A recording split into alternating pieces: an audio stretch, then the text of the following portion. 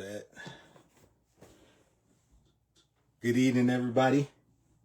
Definitely excited to be with y'all tonight. We got interesting combo getting ready to go. This is the third installment of my live series.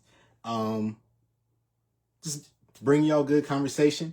A lot of my brothers that I grew up with are heavily involved in sports. I'm heavily involved in sports. So I'm just trying to create an outlet where we get to pop our shit back and forth about what we getting into, support each other as professionals.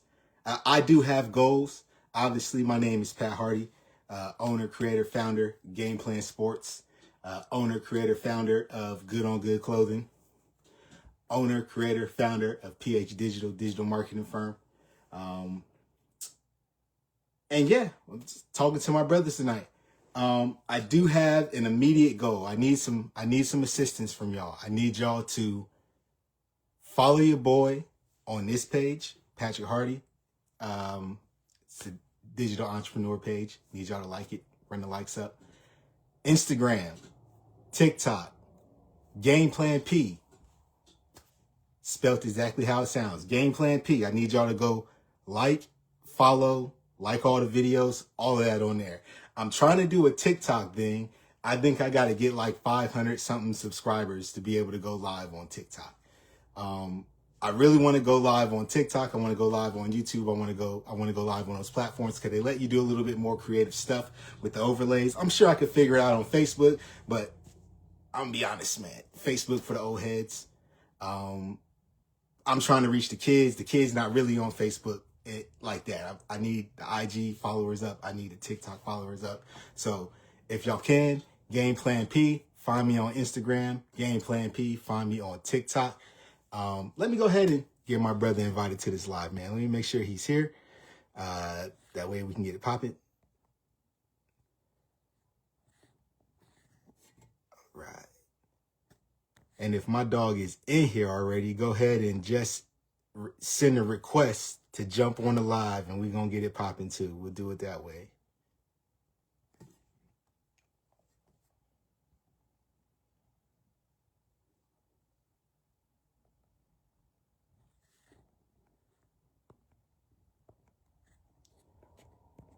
Oh, got him there. So yeah, man, this is going to be a real big 803 live, man. We doing a little trip down memory lane. There goes my dog. I'm going to send a request.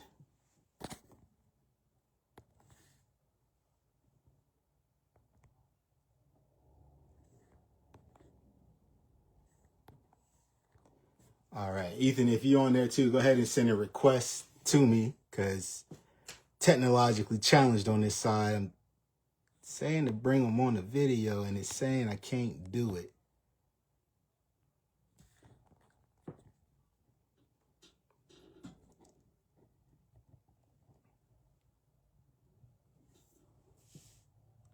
Yeah.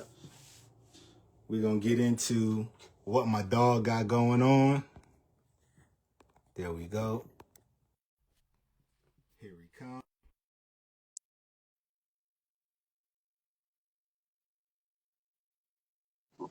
Down. Oh, There you go. What up, baby? man, what's happening? Ain't nothing, man. Just out here trying to stay young as possible, man. Trying to keep it real P and do what we do, man. Look at you looking bright and slim over there, man. You coming back from demon time right now. I can see it. No, I was actually bumping that new J. Cole, man. Y'all need to go listen to that for real, for real. I think that's a good idea. You know, I've been stuck on that Don Toliver, man. I'm not gonna lie. I ain't been able to turn that Don Toliver off for like the last week. So I don't know nothing really about dude. I be hearing him like he up. I be hearing about he's supposed to be bumping, but I ain't yeah, give him a play yet. I ain't give him a play. I've been stuck on that Don Toliver. But everybody been telling me to get with Cole. You know, when it's time for me to get Hey, educated. Lane. Hey, old boy, Zaire just comment. Hey Zaire, I remember I was like in fifth grade or sixth grade, something like that. We used to ride the bus together. That motherfucker used to have I'm on here cursing. That mug used to have a temper Hey, about every other day, man. I used to be like, man, buddy got an anger problem. I ain't have why no you idea. do? We brothers, man. Hey, and Hey, the thing about it, my cousin say he probably told me dog was nice, but I wasn't in basketball like that. Then I ain't get into it heavily like yeah, that. nah. But Listen, man. short. And I be seeing he be playing all Air Force ball and all that. I know you got to be cold to do that. I be like, man, Listen. dog used to be trying to snuff people. So I don't know if you remember, we all left Crestwood at the same time, our 11th grade year. Me and Perry went to Germany, and Zier went to Japan. Yeah, When I tell you, Perry was out there giving them Europeans buckets. Perry was averaging like 25. And then we get the newspaper clipping because it wasn't social media back then in 2004. You used to have to get the newspaper. And I seen that Stars and Stripes from Asia, and my boy Zier was over there giving them dudes 40. He was I giving them boys 40, putting it down. But hey, man, you talking about Zier's temper, dog. My mama whipped my ass in Zier's mama garage with a broomstick, boy. That's how far back we go. With this, me and Z been locked in for a minute, dog. So, well coming from where we come from, we that's all got them ties. for. Yeah, coming from where we come from, we all got them ties. Everybody know everybody or connected to pretty much everybody when you come from around my way. So I want to get into that, man. Before we get going, pardon me. This is my good brother Ethan Myers.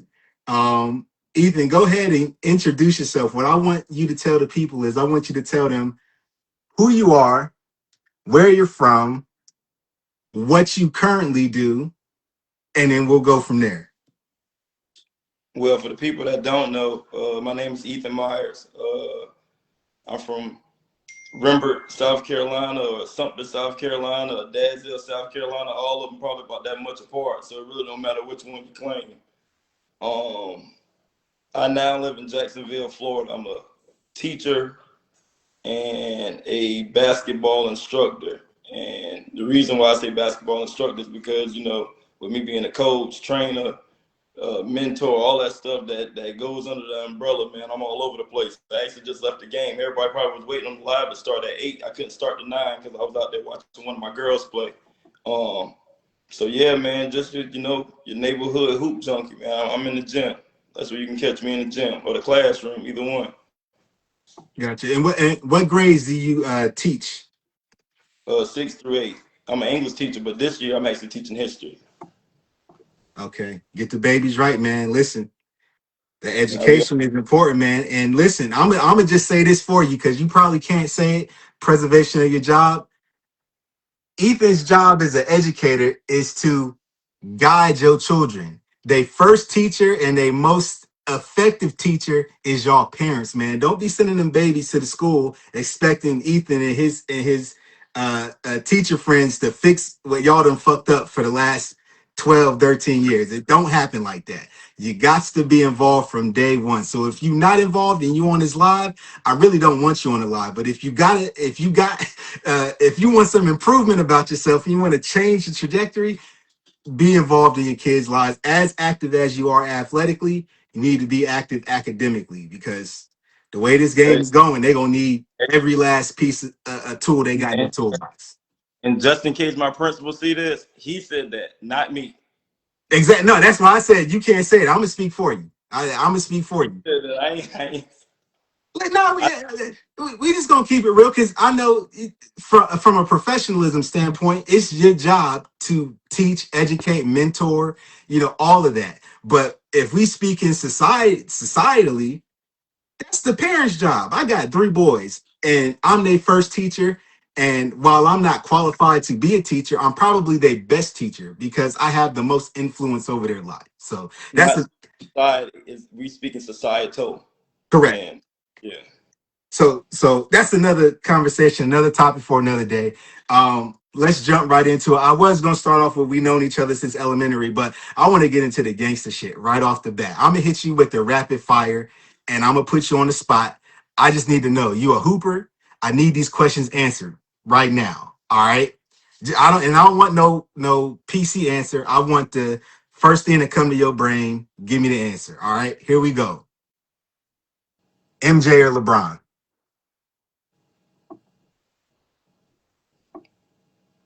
Both.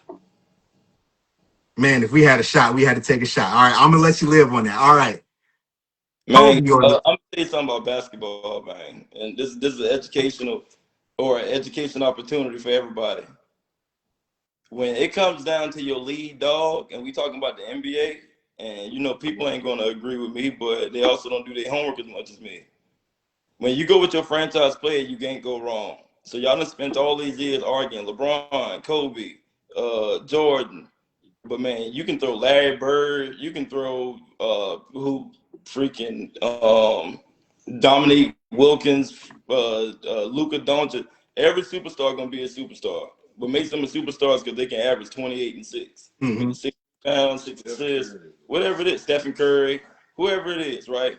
The thing that's gonna determine who gonna be who is the guys around him. You know, if you put Stephen Curry out there with Allen Iverson's team, maybe they get to the Eastern Conference Finals or the championship and win. Maybe they don't. But if you put Stephen Curry out there with Clay and Draymond, get you four of them things.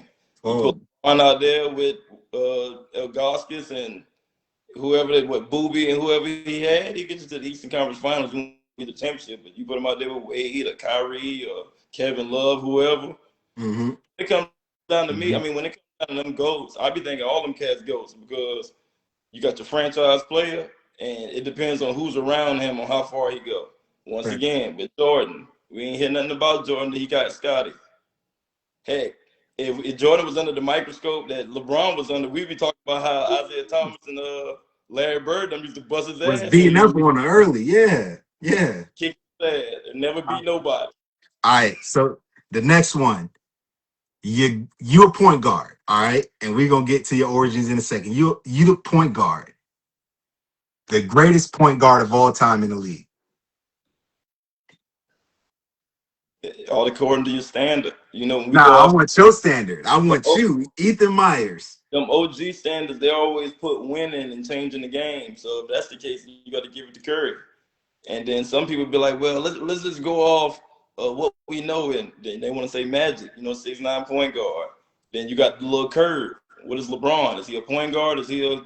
Then you got the stereotypical standard quarterback. You got Chris Paul. You got and Russell Westbrook got two MVPs or one MVPs, average triple double.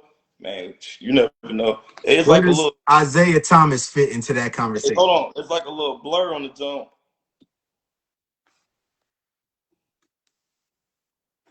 Yeah, I got like a little white line on my joint. Nah, you look good on this side. I don't know. Nah, you Hey, look good. You look good on this side. hey, the people out there, I got like a little white blind joint on my jump. Hey, is there a way I can go out and come back in? Yeah, pop out and then send the invite, and then I'll bring you back in. That bet. So yeah, we just setting the standard for what Ethan's mind is at basketball wise. Cause we gonna get into it. We're gonna talk about some of you current up and coming athletes as well. Let's bring my dog back in. Did I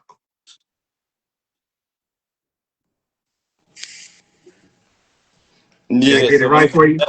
when it come down to that, when it come down to that lead player, it could be anybody. Jordan, Kobe, Bird, Isaiah. It depends on the guys around him. Next Bet, question. bet, bet, Hey, bet. hey, and Darnell, don't start. Hey, don't start. Don't start. Don't start, bro. Don't start. Listen, all right. So we speaking of dominance. And I don't want to get caught up on three peat, six championships, the Bulls 72-10. What is the most dominant basketball team you have ever witnessed? Like I'm not talking about dynastic over a stretch of time, just like in one particular season, you seen this team run through everybody and Talking about NBA. yeah, NBA. Well, you got to remember, I didn't start watching basketball till what? Allen Iverson now in what, fifth, going into sixth grade, something like 2001. Yeah, so Kobe and Shaq then was tough. They was tough, and that's why. And hey, we gonna take it to another level. I mean, a side. We gonna rear off. Everybody be acting like they die hard Kobe fan. Y'all niggas didn't like Kobe back in the day when Kobe Oh, was they hated Kobe. It when Kobe was Lakers was fans that hated Kobe. at the room and playing with Shaq. We felt it was unfair to Allen Iverson and all of that. But y'all ain't like Kobe. Nobody liked Kobe till after the little case, and then he signed with Nike and whatever. I mean, that's when I became a fan. The only people who I knew liked him before was my cousin Gary and Ratio. So yeah, but anyway, yeah, Kobe and Shaq stuff, but off pure basketball, that Golden State team when they had KD best team, and the reason why is because of personnel and system. Man, Hmm. that the way they was moving the ball, unselfish, did it, whatever. Yeah, that's the best team we've seen. Right. So I asked that question because, my brother, the basketball guy, obviously my origin stories that led me to football have been well documented, which Ethan was there for. Ethan was there when I stopped playing basketball and started playing football. But like for me, when somebody asked me what's the most dominant football team I've seen in my lifetime right now, my mind immediately, without question, goes to them 2007 New England Patriots with Tom What Brady about and the Randy. Broncos back in like what was it, 2000, 99, 98. 98? Man, What about them so Denver Broncos? so Well, they won the I Super Bowls. play football, but I stopped playing because it's the odds and whatever, whatever. But I was a big time football fan. But yeah, is that Tom Brady team more dominant than that John Elway team? And don't forget, they was giving it up on both ends. Who they had on defense was Champ Bailey. Um, That's my cousin. man, I don't give a damn about your cousin ugly ass. Um, But yeah, no, I yeah. say so they got it from a championship stand. Well, Hey, at that I particular wish point I in could time. on a live so people can see who's next to me, man. I actually got a legend sitting next to me, man. Nah, put his ass on the. Hey, listen, baby, Hey, this ain't the. everybody on what he wants to get on. But yeah, so dominant teams, Broncos, New England, whatever. And you said Golden State. When Kevin Durant left OKC to go to Golden State, that's probably the most dominant basketball team from top to bottom we've seen, just from a system standpoint, player standpoint. You already had a killer in Steph Curry. For Then sure. Kevin Durant comes Hey, and real quick. Hey, Suge, what's up, my nigga? Zaya, what's up, baby? Renzo, what's up? JR, what's up, boy? Hold your my head. dog doing that crowd work. Ruff, what's up? Um, Tyron, boy, you funny as hell, boy. Yeah. Go ahead, Pat. Next question. Yes, Yeah. sir. I'm rolling with Katie down. I'm rolling with Katie down. Yeah. So now we get back to the starts with it. What was it like for you growing up in Sumter and Rembert? Being from where we're from, what was that like early on from elementary before you hit the growth spurt, which we'll get into in a second? What was it like? What was it like for you growing up? Uh, well, man, we actually left South Carolina when I was 5. My mom had her own thing going on, man. So we went up to Maryland, and when we came back to Maryland, we was living with my grandmother, then Dalzell, Fries and Trailer Park. Then we moved to Rember, right? So when we moved to Rember, my mom had to go past Hillcrest. That's the funny thing about it. It's crazy how Rember is close to Hillcrest, but everybody go to Ebenezer. That's the Ebenezer. because hey, my boy Bob, you should have went to Hillcrest with us. Hey, Byron could have used a He could quarterback. have got you one, boy. Hey, but listen, Bot was tearing our ass up on that football field. I ain't gonna lie. Yeah, no. That extra big helmet, boy, Bot was eating our ass up on that football field. Bob Lonely, all them boys. But yeah, my mom had to go past Hillcrest. Well, first off, you said growing up. When my mom moved out there to Remember, I think I was coming out of 6th grade because I actually went to Ebenezer in 6th grade. I didn't get to Hillcrest in 7th grade. That's when I met y'all making the Mhm, basketball team ever. And man, we came from humble beginnings. We ain't have no military family. So mhm, it was a grind, but just being honest, man, my mom ain't make no excuses. My sister ain't make no excuses. My middle sister went in the army, and man, we just grinded it out. Uh, a lot of people probably remember me telling the story on Facebook. I had a job since I was 14, and we was under that law. You couldn't get a job till you was like 16. It had just hit when we. mhm. But Lil Fritz, working in being in Rembert, small town, little hole in the wall restaurant, you can get it. But yeah, you come from humble beginnings, but you got to grind to get it, and that's just is what it is. With the hoop joint, I was always small. Around 5th or 6th grade, and one came out. So I was playing football, but when that and one jump came out, that kind of, everybody danced with the ball. So we had church league. You remember? Uh-huh. Church league. And That's where recruiting first started too, by the way. Recruiting didn't start with NIL and the transfer portal. Recruiting started in the church leagues. It was niggas on the church league that wasn't at the church playing on the church teams. I remember. I try to tell people like church league is something that was like the Rucker for real. And then you got to remember, you got kids from middle school teams get to mix up and play on different teams now. Kids from high school teams get to mix up and play on different teams now. So lunch and we play all today. Whatever.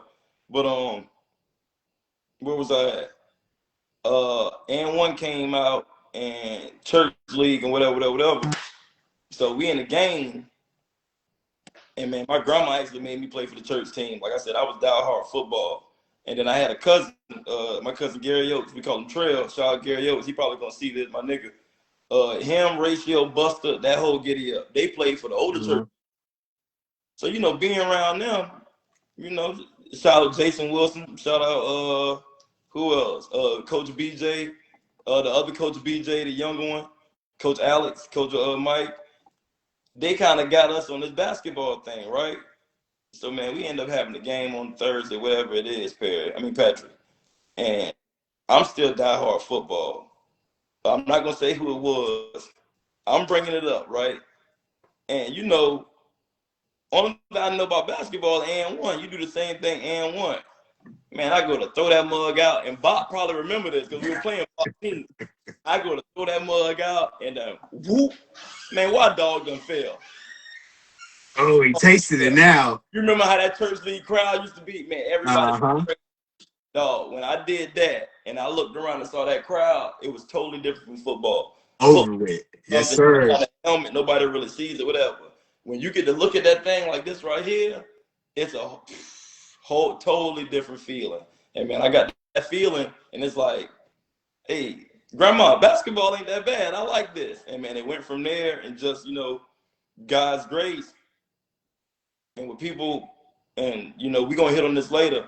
See, I grew up in an era where the big homies or the older cousins, they play for the middle school team.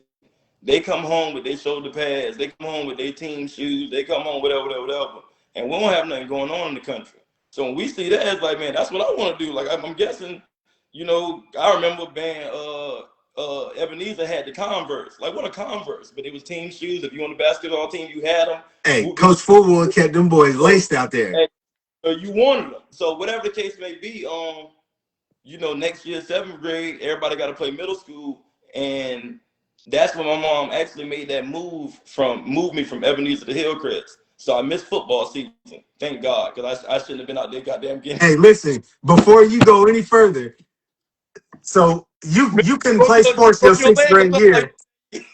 But you couldn't play sports your 6th grade year. But if they let us play sports our 6th grade year, boy, we would have been 0-24 at Hillcrest. But we ain't win not one damn game my entire career at Hillcrest. People that don't know, our middle school was known for being sorry in everything. Hey, shout out JR, Kenneth Bradley. JR probably was the only thing popping at Hillcrest when we was coming through because he was fast. He was a track runner. So middle school starts off, everybody. And we got a kid named Byron Faison, my boy. We got a kid. Oh, God. Hey, man, stop calling me. I'm on live. But we got a kid, Perry Hardy, Patrick's brother. We got an ultra-talented kid named Andre Brooks, another one from Rembert, South Carolina. Oh, let me start. I forgot my teacher. Oh, God. B.J. Helton, rest in peace.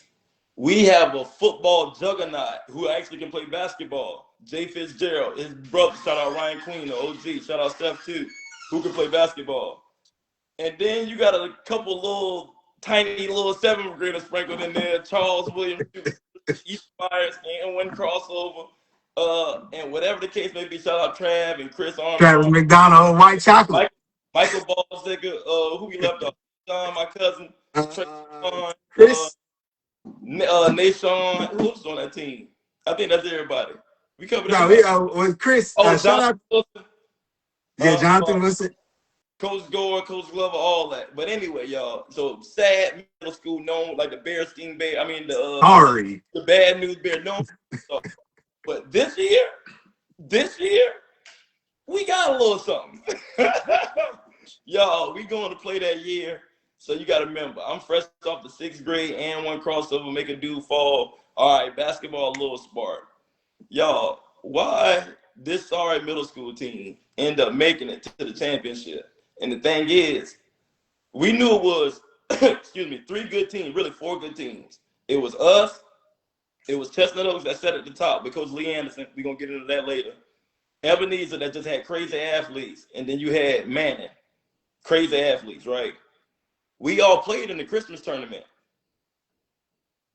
Ebenezer beat the hell out of us. That was at Alice Drive, right? No, we beat Alice Drive. We beat the hell out of Alice Drive. No, the Christmas tournament was at Alice Drive, though. No, it was at USC Sumter. Okay, yeah. It was at USC Sumter. So Chestnut Oaks, Ebenezer played. Chestnut Oaks beat the hell out of Ebenezer. So we kind of know what time it is. Chestnut Oaks probably going to win the championship. Ebenezer going to play them, whatever. So when we get to the playoffs, we beat Manning. Ebenezer probably beat whoever. Chestnut Oaks walk through whoever because they the top seed. We got to play Ebenezer.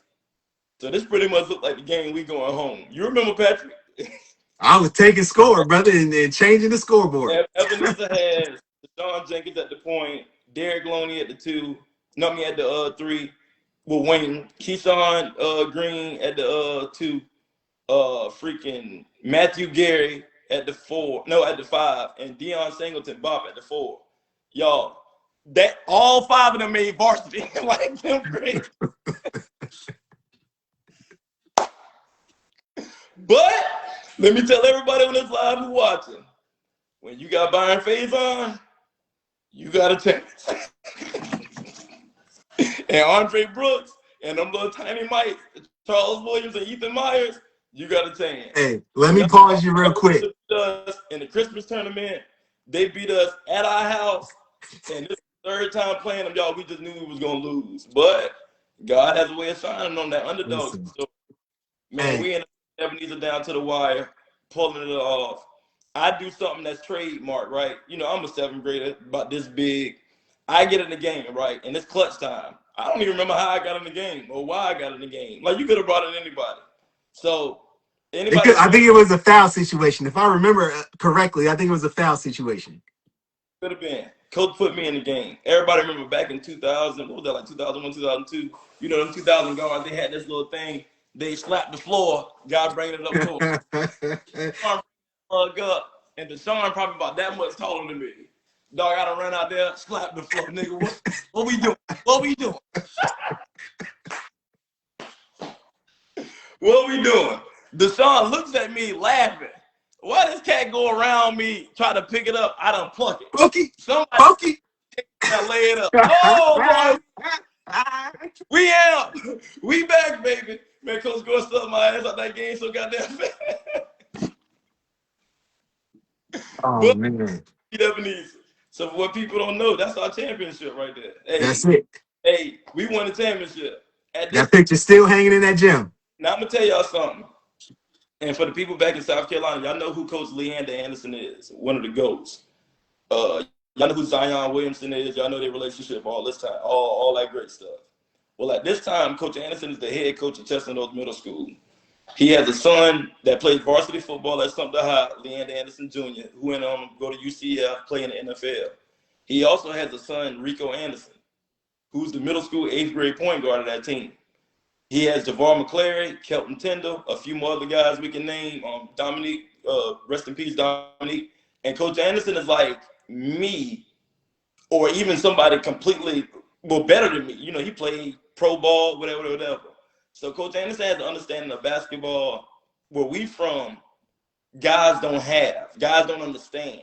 So if you look at it, we won the championship. We was 11-5. Do you remember what Chestnut Oaks' record was? No, sir. They were 20-1. How the fuck y'all get 21 middle school game?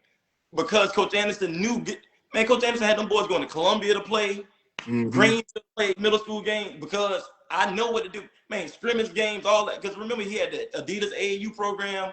So Coach Anderson was on another. Hey man, Rico down Chestnut Oaks was 20-0 that year. When we saw them in the championship, we were 10-5. Dog, they were 20-0. 20-0. And this wasn't in that. Now it's a million game setup for kids. You can play in this league. Back then, that wasn't normal. And man, we went in that game. And Rico got frustrated early. Byron was able to get DeVar McClary in foul trouble. And through the grace of God, we was able to beat Chestnut Oaks and win the middle school championship. And we can talk about things now. Things are so watered down and saturated now. But back then, that's just a big deal. You remember that was on the front page of the paper the next day, the item. Absolutely. Front page of the sports paper, like a middle school team. So, but people don't know backstory. In 6th grade, Byron didn't play for Hillcrest in 7th grade. Byron played rec league, which was ultra competitive, and we won the championship. So me and Byron won a championship in football in 6th grade. Well, my 6th grade year, his 7th grade year. My 5th grade year, his 7th grade year. 6th grade, 7th grade year. And a middle school championship my 7th grade year, his 8th grade year. So right now I'm looking at this dude like, God damn, what? Hey, listen, something about Byron. The first time I met Byron, we had to be in 1st or 2nd grade. We was playing about to say too. We was playing wide ball. This nigga took the ball, jumped off the wall, and dunked as a 6-year-old, bro. Like, hey, you know how they got the extra, they put the extra small rims in the gym up against the wall. He went and ran to the wall, jumped off the wall, and dunked in a game, bro. Like, that was my introduction to that man at 6 years old. Hey, man. Hey. We're going to continue on with the story, but just for that little pause, for people who don't know, man, Byron was the first 7th Woods I ever seen. 7 Woods was a great player out of Columbia, dunking in 6th grade to the A-Dog. We used to be in the morning, playing basketball in the morning. Byron this is August, so he obviously was doing it in 7th grade. This is August of his 8th grade. Well, not August, my bad. I got there late, probably like October of his 8th grade year. A-Dog, Byron used to get a fast break, and this is in the morning, intramurals. We ain't talking about basketball practice. And that nigga used to take like 2 dribbles and go up with 2 hands and hang on the rim. I used to be like, I ain't never getting in the game. That boy was the real deal. And the thing is, Byron could have went D1 for football too. And he could have went D1 for what other sport? Baseball. So listen, I was so pissed at them, my football career, because 7th grade, my brother was the quarterback. 7th grade, my brother was a quarterback. So, I wasn't getting the ball. He wasn't fucking with me like that. I wasn't getting the ball 7th grade.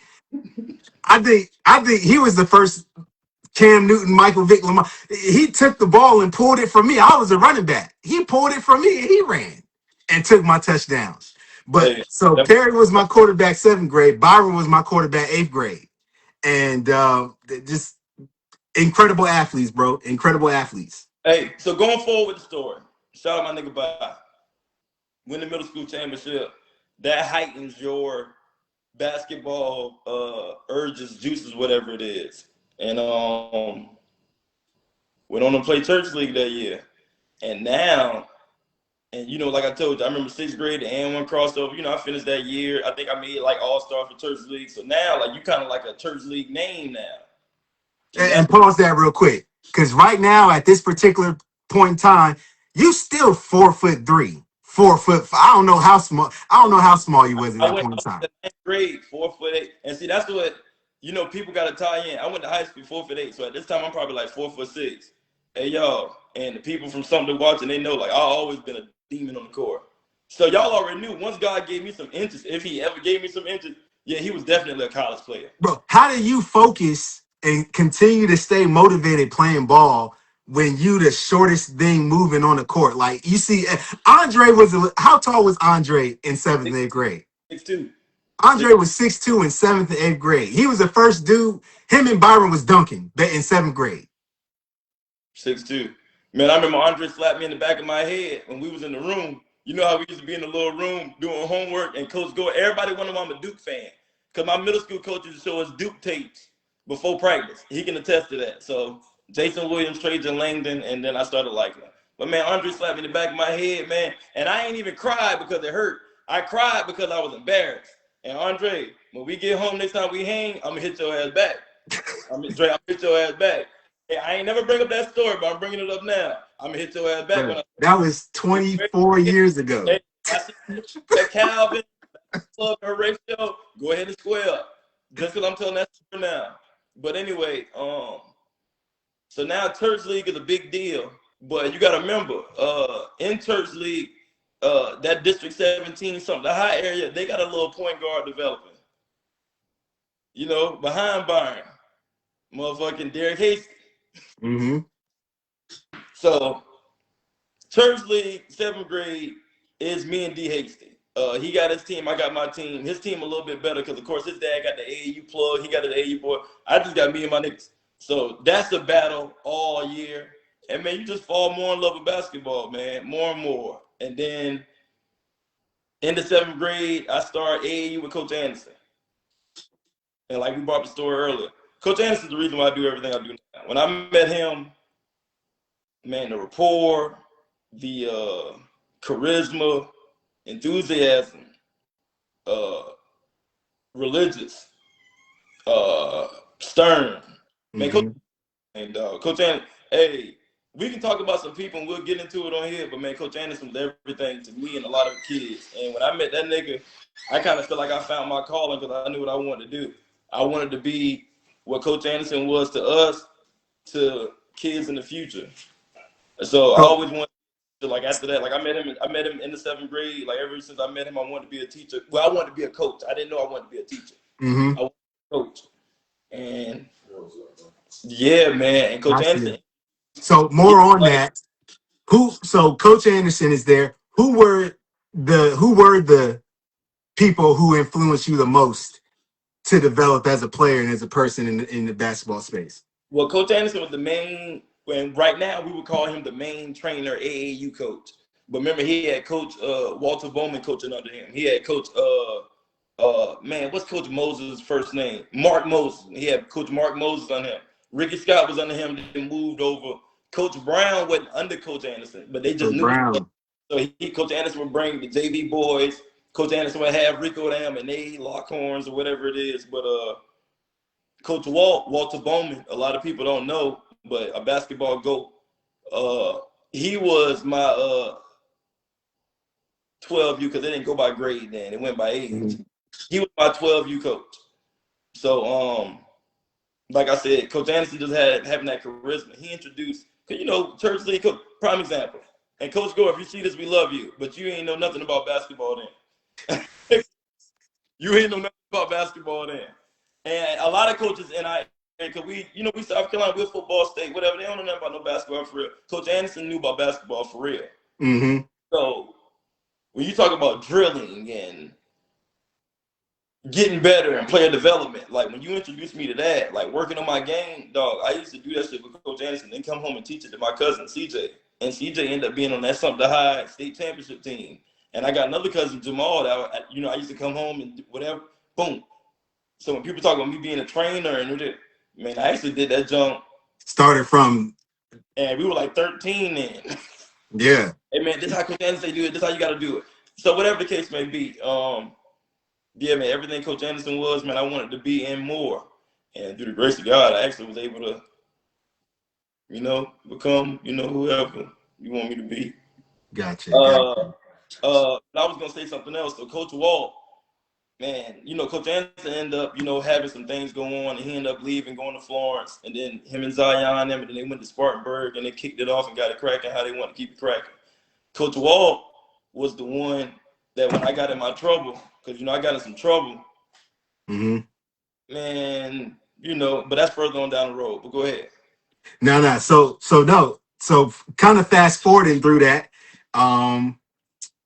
12U Church League, we got you. 10th grade, we're still 4'8". When did the spurt hit? when did you start stretching out? And this story kind of contributes to my influence on kids and whatnot, because man, you never know who's gonna be who, how you gonna grow. You Mm-hmm. kind of out to your senior year, and then the crazy thing about it, some people grow after high school and land where you land. So when I go to Crestwood, I'm like 4'8", right? But luckily, 10th grade, I kind of jumped to 5'2". 11th grade, I Which is jumped still little by basketball standards. 5'2" is big for you, but still little when it comes to basketball. but a bad motherfucker though, a bad motherfucker. So 11th grade, I jumped about 5'7", and everybody who remember, they remember like, man, yeah, that nigga tall now, like, man, whatever, and kind of like just had so much stuff going on, man. I always been one to be doing too much. I always did too much. Like it happened to me in college too. I was surprised like how you run into the same wall, but just doing too much, man. I ended up getting expelled out of Crestwood. So I missed the junior year that I was supposed to have, and it's supposed to be my year, to play with Byron again on varsity and whatever. I left and went to Willow Grave Military Academy, and now they Great Collegiate Academy. They actually have a big time Yeah. basketball coach, Dion Bethea and whatever. But went to Great Military. Remember when we used to take the HSAT, I believe it was called, the exit exam? Yes, sir. Now, if you remember, they used to give it to us like 10th grade. Well, I passed that in 10th grade, the first go round. And some that people never knew. Well, some people knew. In high heels. Me and Jay was in tag together. And you remember tag was talented and gifted. Talented and gifted, yep. Yeah. So, and that's the thing that used to piss my mom off. Like, Ethan, you be getting in trouble, but you ain't stupid. I don't know. But you know where we from. You know how it is. The Yeah, power. you make that's a decision you making. That ain't just I fucked up. That's I'm actually making this decision to be a knucklehead. Power influence, man. And then that era, Jeezy, Lil Wayne, T.I., it got a little ugly where we from when y'all moved away, dog. It got a little ugly. But anyway, when I graduated from the military academy, I'm 16. I don't even do a senior year. So at the time, I had a chance to go to Denmark Tech, and just due to some of the connections, we thought that I could get on at Morris, probably play a year or two, transfer, whatever it is. Mm-hmm. But that's where, and then one of those questions you wanted to ask me, that's where when you think college is easy, you run into it, because it didn't go like that. So I was at Morris, what would have been my senior year. Like, I'm the youngest freshman ever in Morris history. I went to Morris College when I was 16. Excuse me. I go to Morris at 16, end up flunking out just that first year. The next year, just because I'm from, the area, I'm just hanging out. People think that I'm in school. I ain't in school. I'm just hanging out, like doing whatever. And yeah, man, in the midst of, and I tell a story. I tell a true story. I started smoking weed when I was 15, right? And that coincidentally ended up being the time that I started growing. So a lot of the OGs back home, they like to say, man, Ethan ain't grown. He started smoking weed. It's the plant. It's the plant. You might know something. You might know something. You feel me? So however that go. Damn, I think Seth just went live. Oh man. Hey, Seth, I appreciate that, baby. I appreciate that, Seth. And Seth, Seth, man, we'll have a separate conversation about that, Seth, another time, man. But you Hey, stay. listen, Josh and Seth and their sister used to live up the road from me and Perry. I So remember. we used to ride our bikes up that road, and Seth don't remember because we a little bit older than Seth. Seth was still a bit. Seth ain't want to talk to Oh, I nobody. don't remember. We was playing in 8th grade. Seth used to be running on the court, shooting shots. Hell yeah. But the thing is, and I was telling the story about, Jay's mom worked at High Hills. My mom worked at Shaw Heights. She was a secretary. Mm-hmm. So they used to communicate a lot because me and Jay was in the same class. We used to always get in trouble together. So when Ryan was at Coker, right? And Mm-hmm. ironically, Ryan and some other Ryan, one of the reasons why I wanted to play college basketball so bad. Dog, I never forget, and I never told him the story. My mama got a pamphlet from Coker that just had the basketball team there and Ryan and me. And I kept that pamphlet for like 5 or 6 years. And anybody who know me, when I used to go to Crestwood game, I always got programs. Like, I always loved the artifact. Ironically, now I'm a history teacher, but I always loved little shit like that. Man, I used to look at that pamphlet damn near every day. wanting to be a college guard because Coach Anderson had us on college basketball. For Like sure. that had me so strung out. Like he introduced, Coach Gordon never talked about that. Our church league coach never talked about that. Coach Anderson was talking, and not only college, Coach Anderson was talking college like you ain't got to go to Duke, you ain't got to go to USC. It's a college, Realistic. Kentucky, Westland, and Texas, the Christian, and you can go ahead, and that's when I really got into it, and the internet was popping. So man, I would be on Google, dog. I would leave. Remember how we be in the courtyard at Crestwood in the morning? Dog, I would sneak off to the library and be on. Dog, I'd just be Googling colleges, looking up their basketball roster. Mm-hmm. Early hoop junkie, like I know I can play somewhere, man. Getting Street and Smith magazine, Slam magazine. You look in the back of the magazine, they got the top NAIA schools, whatever. Just web, man. I'm looking at all that. So like I said, after that first year at Morris, I flunked out. But you gotta remember, I'm only 17 years old still. Right. I'm still dumb young. Man, I got in some trouble, did some running around, lived life a little bit. And by now, while all this stuff is going on, I'm still going through puberty. So here you got somebody in 10th grade was barely touching the rim. Now I'm 17. No, now I'm 18. And I can dunk with two hands, dunk with one hand, dunk backwards, whatever. Dog, by the time I get 18 and a half, pushing 19, dog, I'm windmilling the ball. We have record of that. Y'all just look up that. My first dunk in college at USC Sumter, I was 19 going on 20. Oh, no, I was 20 then. And here it is 3 or 4 years ago, I wasn't even dunking. So I'm going through puberty. We hooping in like an open gym, whatever. I'm like 18. Coach Walt sees me and he's like, E, if we don't get you together, you're gonna be another waste of talent. I'll never forget it. And I'm like, man, I'm about to get ready to go in the Army, like whatever the case may be. That's how you met my dog Alice Hodges. And Coach Walt was like, nah, because you already tried that, and we're gonna do something else. I want you to start helping me train Nassim. And for people who know who Nassim Khalid is, little bro, played college ball at Morgan State, whatever the case may be. He gets me working with Nassim. And the crazy thing about it, and for the ones that remember, they remember, Coach Walt gets access to Haynesworth Gym. That's the Sumter County Rec Gym, 2 times a week, right? And this is in the fall. We went from having me and Nassim to me, Nassim, Jaquil, Lil Joe, JD. You don't know who they are, but people from Sumter know who they are. From there to we got Bobby's son, Sydney, to Bradley Singleton, Grant Singleton, to T-Star bringing Ja, D-Tap. Like, before you know it, though, we got a gym of about 20 kids. And I'm controlling the workout. Coach Walt kind of like sitting back. He'll chime in whenever. Drill, then we'll play pickup. Drill, then we'll play pickup. Yeah, man. And long story short, I can't tell it short.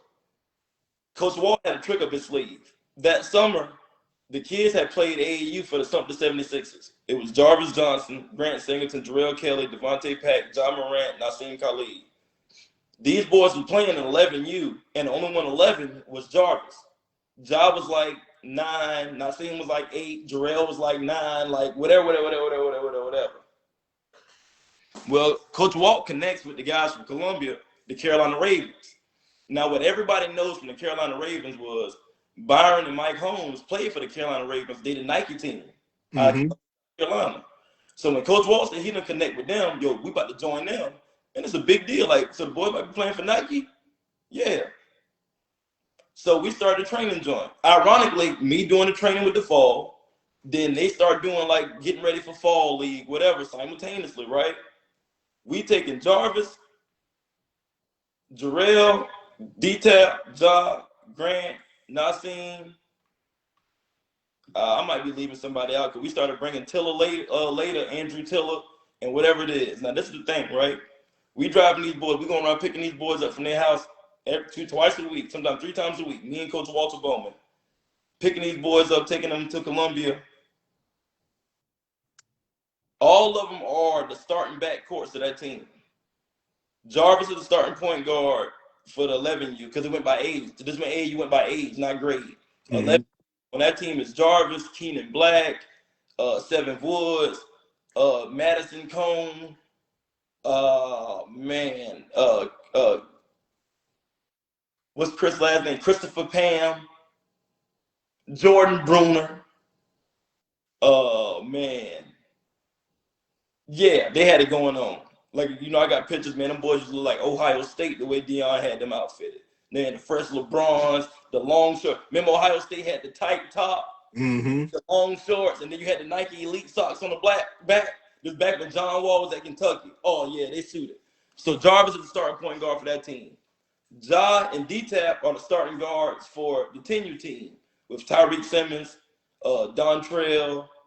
Oh, man, who else the fuck was on that team? Tyreek Simmons, Dontrell. They end up getting Devontae Schuler later.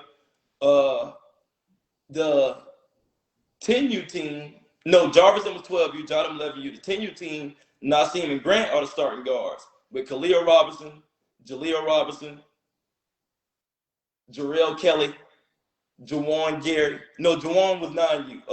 Jaleel. They end up getting Russell Deuce Dean later.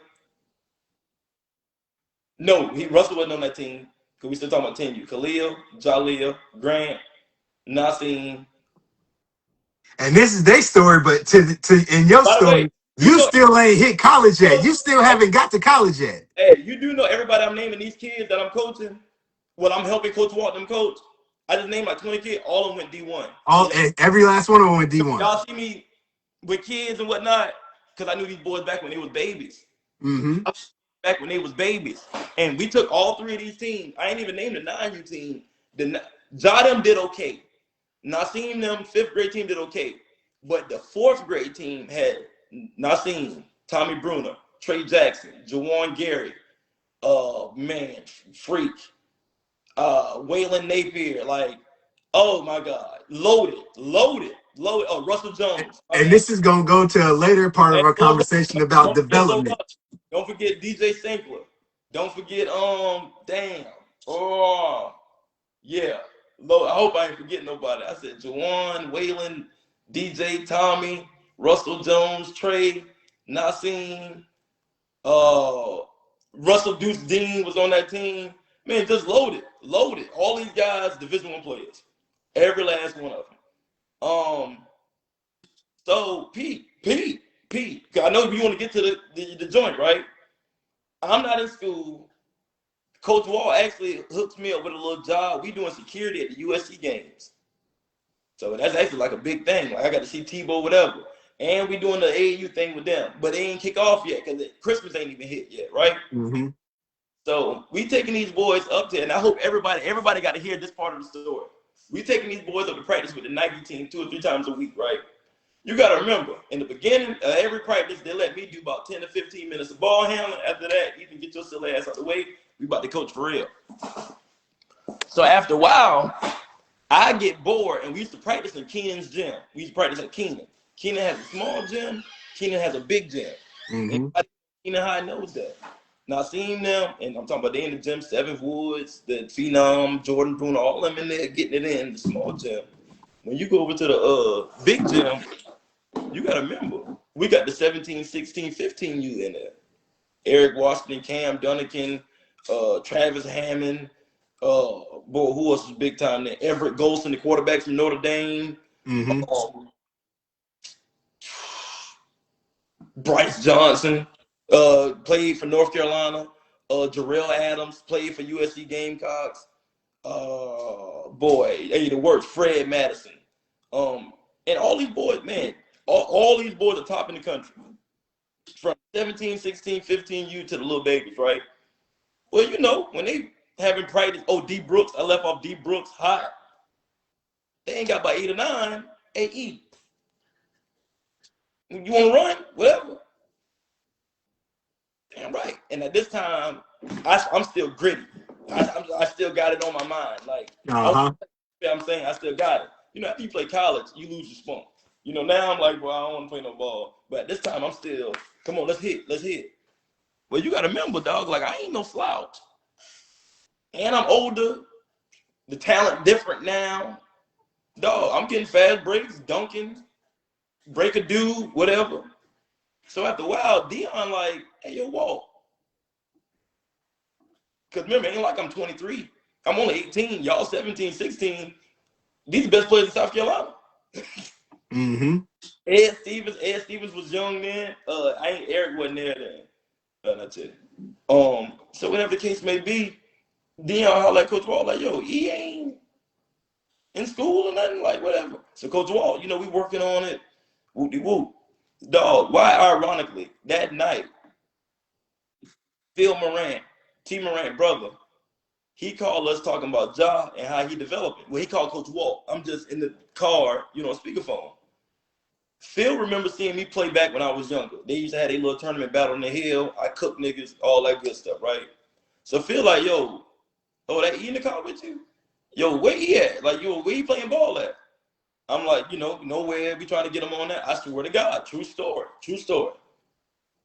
He like, yo, I just hollered at one of my men. They was like, they looking for a point guard, whatever it is. Phil Morant sets me up with a workout at USC Soccer. Me and Coach Travis Garrett, we real good friends now. First college workout since Morris. And Morris never really kind of viewed me like a college Right. like, oh yeah, dude. You 16. This is like serious now, right? Right. I go to the workout, watch them practice. After that, he worked me out. Hey, Pat, on my mama life, on my daughter. I might have warmed up for about 4 or 5 minutes, right? Then he broke out the tears. Hey, cross over here, finish, whatever. Period. First play.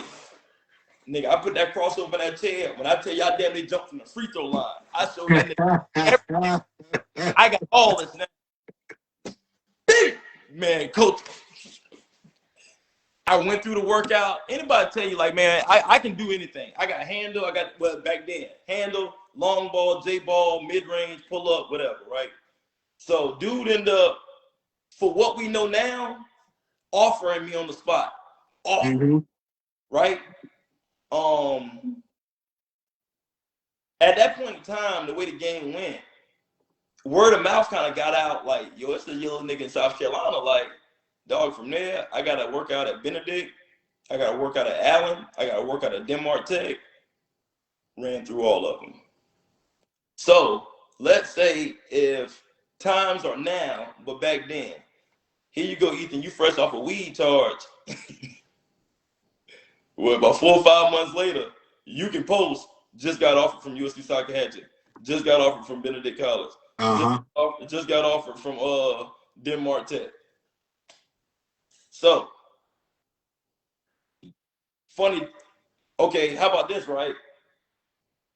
I go down to USC South, stay there for like 3 or 4 days, see how they live, whatever. They got off-campus living. They take their refund checks, whatever they get from their scholarship, and pay for their rent. I'm scared because I know that I went to Morris before, and I don't know if my financial aid gonna pay for it. Right? So when I did the workout for Denmark Tech, I'm pretty much locked in on them because they got on-campus living. I don't have to worry about it, right? So long story short, how about this? We doing the paperwork. I'm trying to get in USC South this like in November, October. I'm trying to get in USC South by January. We find out, defaulted loans at Morris, whatever. Like, you can't get in the owe them some bread. You can't get no extra, no government money. I'm not gonna tell anybody, by the way, I got the money because statute of limitations up. I got the money to get my transcripts from Morris. That was like $1,800. I got that. Boom, got that. But I was still messed up because of just whatever. So I wasn't gonna get no financial aid. So I'm calling whatever. They say I had to make like 6 payments of $165 a month before I can get financial aid again. And it's like in January, February, like me and Coach Wall doing a little event staff, but for the most part, I'm in the gym. And I ain't got no job. I can get a job, but that's gonna take away from being in the gym. Right. By the way, I'm sleeping. Hey, people are wondering, damn, Ethan, you 18, you ain't got no job. Where you staying at? Y'all remember when I moved my sister's son down to Jacksonville with me and he turned into whatever. Well, at this time, I'm sleeping on my sister's floor. I mean, I could have slept on the couch, but the Boy, couch you talking about a grind and a struggle. You talking every about the morning, shit dog. that makes you Man. And you. Coach Walt was going through his own stuff, so he didn't really have much to do. He was collecting unemployment. If you remember that Barack Obama 2008, 2009, that recession, that junk had everybody messed up. Ooh. Yeah, everybody was messed up back then. So he ain't have nothing to do. So I kind of gave him something to do. Like, I'm about to just train this young nigga like Rocky. And ironically, it worked. But I'm messed up now. I'm like, dog, what I'm gonna do, right? So one day I'm chilling, and what people don't know is from me coaching Ja or helping Coach Walt coach Ja, helping Coach Walt coach Ja and train the kids. Me and T have, built a friendship, right? So I'm at the barbershop chilling, you know me, 18. Feeling yourself, Anybody, thinking you him. anybody who know T, hey, what the fuck wrong with you? Oh man, I gotta get right, this and that, whatever. Oh man, you be worrying about dumb shit. And people who knew T back then, that was all him. People who know Jesse Wilson, shout out Jesse Wilson. He out there. Man, I got because that barbershop talk, they already know from Coach Wall. Like, man, he done been out there, got the schools, he about to go, yeah, he about to be back hooping, whatever. Mm-hmm. Man, I'm fucked up, y'all. I ain't gonna be able to do that. Right, I never forget Jesse Wilson. Shout out to Legends Barbershop. Jesse said, hey man, you'll get that E. I'm like, man, I don't know how. So this what them niggas come up with, right? Them niggas come up with giving me a job at the barbershop. Every Friday and Saturday, you come sweet, we gonna break you off, whatever. Dog, I take the money that I make every weekend from them, and I'm still doing little hustles every now and then, from here, a little job here, whatever. And dog, I paid $165 for 6 months. Ain't got free haircuts. Got it done. Got it done. And to give you a little break because you carrying it right now, brother. You in true point guard fashion, you directing traffic right now on my live, but it's all good.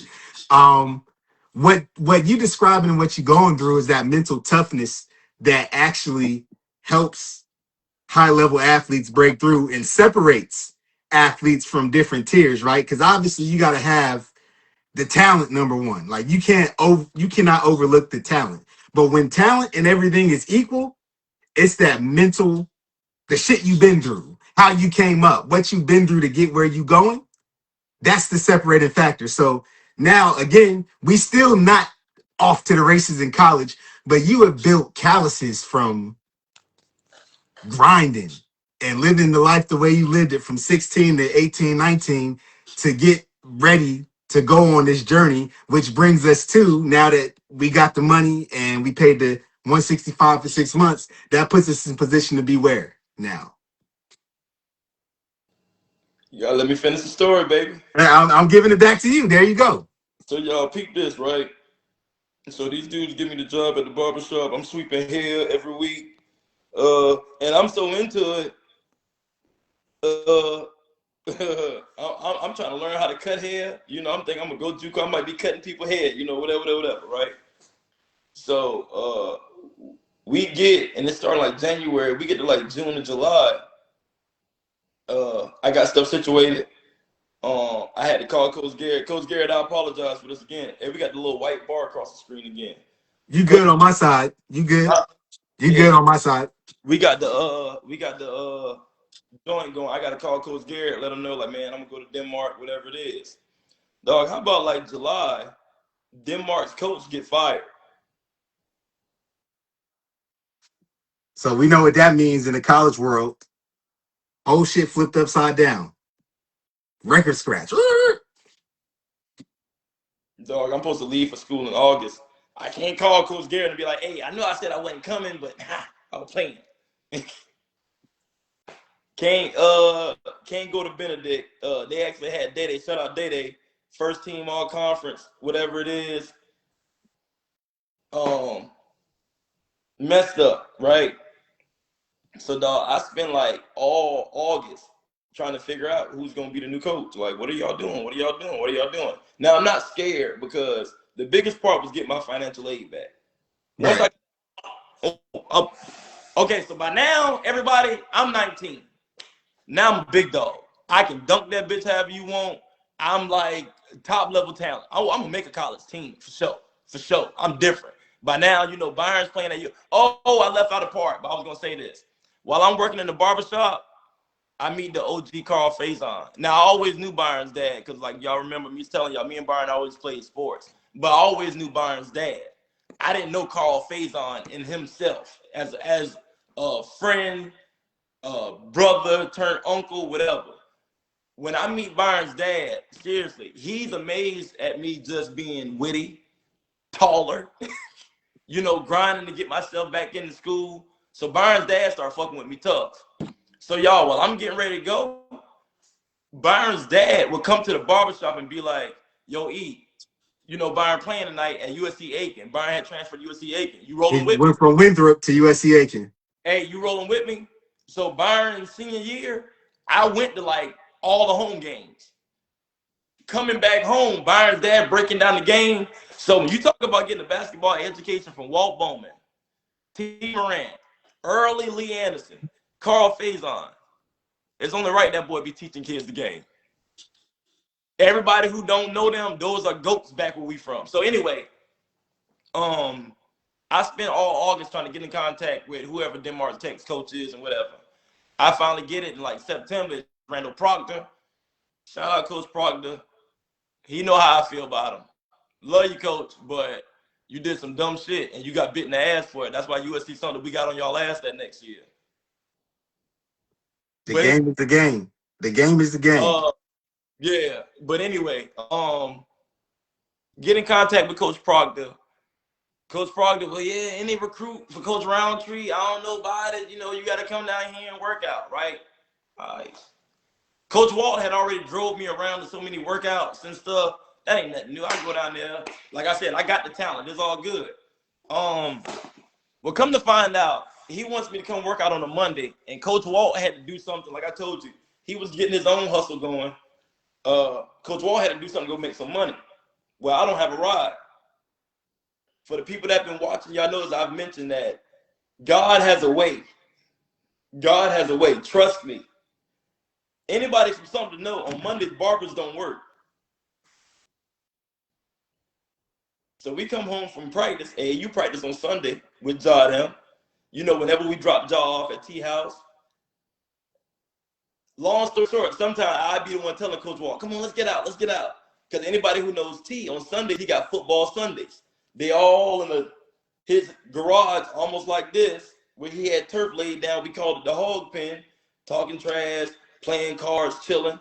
You know, we dropped Ja off, man. I want to get out. I want to go in the hog pen, man. I want to go talk to T them. You feel what I'm saying? Coach Walt, you know, sometimes tired, man, fuck that. I don't feel like that shit. But then sometimes, yeah, I'm about to get out, talk shit, whatever it is, right? We get out this night. Remember, I told you, I got the long face going. That's my little thing. If I give him the long face, hey, my OG's going to look out for me if I give him the long face. I got the long face going.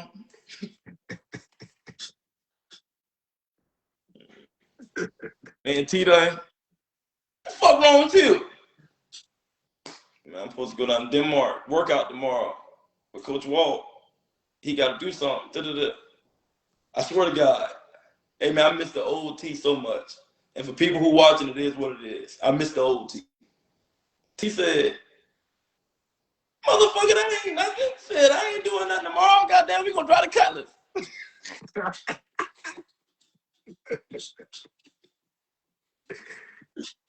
Hey, and that time, T had like 3 or 4 cars. T had the Cutlass. Yeah, so for y'all people who be talking about T, it is what it is. But hey, T had 4 cars. The Cutlass, the Honda, they had the Magnum, and it was something else. I don't know. It might have been like a truck or something. I don't know. Might have been 3 cars. Right? T said, we're gonna try the Cutlass.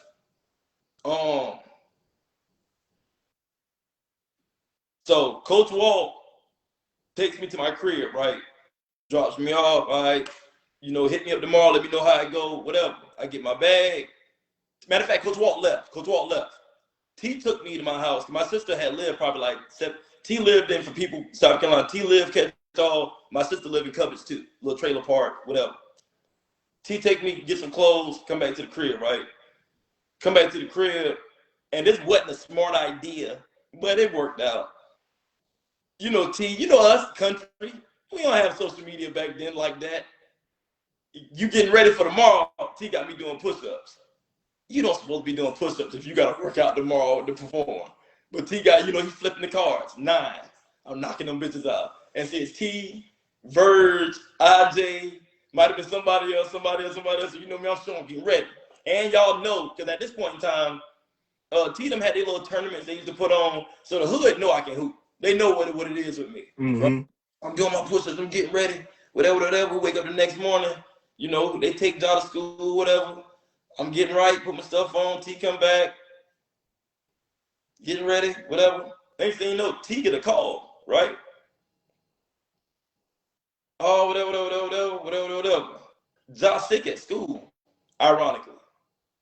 All right, come on, man. Gotta go pick up Ja, then we on the road. Swing by Hillcrest, pick up Ja. Come on down 441, Huddle House on the left, right across McDonald's. Stop at the little Huddle House. T, anybody who know T, yeah, man, you need to get something in your engine, before you get out of all that good little country shit, right? Hey, order me a chicken breast, eggs, him and Ja, whatever. So Ja slamming into his pancakes, right? T said, fuck, I thought you were sick. Ja look up with that little smile, like, boy, if you thought I was gonna miss this road trip, you got me messed up, boy. True story, right? So we badass to Denmark. We go to Denmark, pull up, let coach know, hey, we here, whatever. Walk into the gym, Boy, I miss T, boy. Hey, we gonna get to that. Don't worry about it. We gonna get to that. I And miss boy. and we locking back in. And if you don't know how I operate, I Yeah, operate shit. from But the I operate from the back. I fix shit. I'm a fixer. I connect shit. I connect dots. I get shit that needs to be fixed back to what. Back on topic. We walk in the gym, right? Put my shit on. I'm shooting. Josh shooting. Coach walk in, dap. Now Ja rebounding for me. So the coach, he said T Morant. He said that name sound familiar. He said, hey, did you play college ball? He was like, yeah, I played at Claflin. Claflin, anybody who know, probably about 30 minutes from Denmark Tech. Well, ironically, Coach Proc played at Claflin. He was like, man, I remember hearing your name. Whoop-de-whoop, all that. Let me kiss your ass, shit, whatever. Well, forgive me, not kiss your ass, but anybody who know T was cold back in the day. So it is what it is. So we go to drilling, right? Got me doing a drill. Me and Coach Walt do drills every morning. So a drilling that. I'm a cook a drill. Like I'm going 7 out of 10 in drills, and T know that. Like that boy drill warrior. So probably about 15, 20 minutes into the workout, y'all, everybody, true story. 15, 20 minutes into the workout. Maybe I stopped, got some water or whatever. T Morant went to the coach and said, man, that workout stuff is cool, but any car look fast by itself. True story. Any car look fast by itself. He said, man, why don't you get a boy some OJT? Shout out my boy Sydney, because he's probably going to be on here watching. Coach called because J.R. Sydney, might have been R.J. Hazel, all them boys' friends on Facebook, they'll probably see this. They was down on the other end shooting, watching. And I actually had talked to JR on Facebook a little bit before. No, I had talked to JR way back when Coach Roundtree was a coach. And he was telling me they needed another raw ass guard, whatever, right? So they know what's up with me. Coach called Sydney down here. Coach introduces Sydney to T like, yeah, man, this Sydney Rivers, man, he one of my best defender, whatever. T get the coach to make me and Sydney play one-on-one. Long story short, I beat Sydney 10-8. Probably might have been 10-7, 10-6. I love you, Sydney. I love you, but you remember. So Coach Proctor calls JR down there. JR is the point guard on the team at the time. JR ended up making first team all conference. Me and JR play. I lose 10-8. JR, if I would have played you fresh, boy, you know what I would have did to you. I lose 10-8. But, Croc, in between the game, we just showing off dunks. All that, right? So, hey, man, we won. Set the paperwork, get the paperwork right. I'm at Denmark Tech in January. I'm supposed to redshirt. Because we don't know what my transcript looked like from Morris, whatever. Well, Pat, they got a little waiver in NCAA and JUCO basketball. NAIA, you don't even need it. But if you sit out 2 years, you get something called a hardship. Shout out Coach Garrett. He was the first one that told us about it. I thought it was a fluke. That shit was real. You get a 2-year hardship. So anything you did 2 years ago don't count. Well, shout out my dog Marcus Taylor. Marcus Taylor was the other point guard behind JR at Denmark. When I get there in January, Marcus is ineligible. So Ethan, well, y'all got to know what I did. But that red shirt, nah, you ain't red shirt. You playing. So I get there in January. Remember, y'all, I'm fresh off of weed charge and some more shit. Some more stuff and whatever. Here it is a year ago. I was telling Coach Wall, I'm about to go in the Army. Now, January, you in JCA basketball with the real, too. I'm talking about it was like Clinton homecoming. We playing them for their homecoming. My first game, dog. First off, y'all got to remember. I used to like this, to rhyme like this, and that. I've been praying to be back in basketball since I was 16 and got expelled from Crestwood. I'm 19 now. It's been 3 long years. It's been 3 long years of telling people, hey, man, I'm a college point guard. I'm a college point guard. You finally got your chance now. Got it.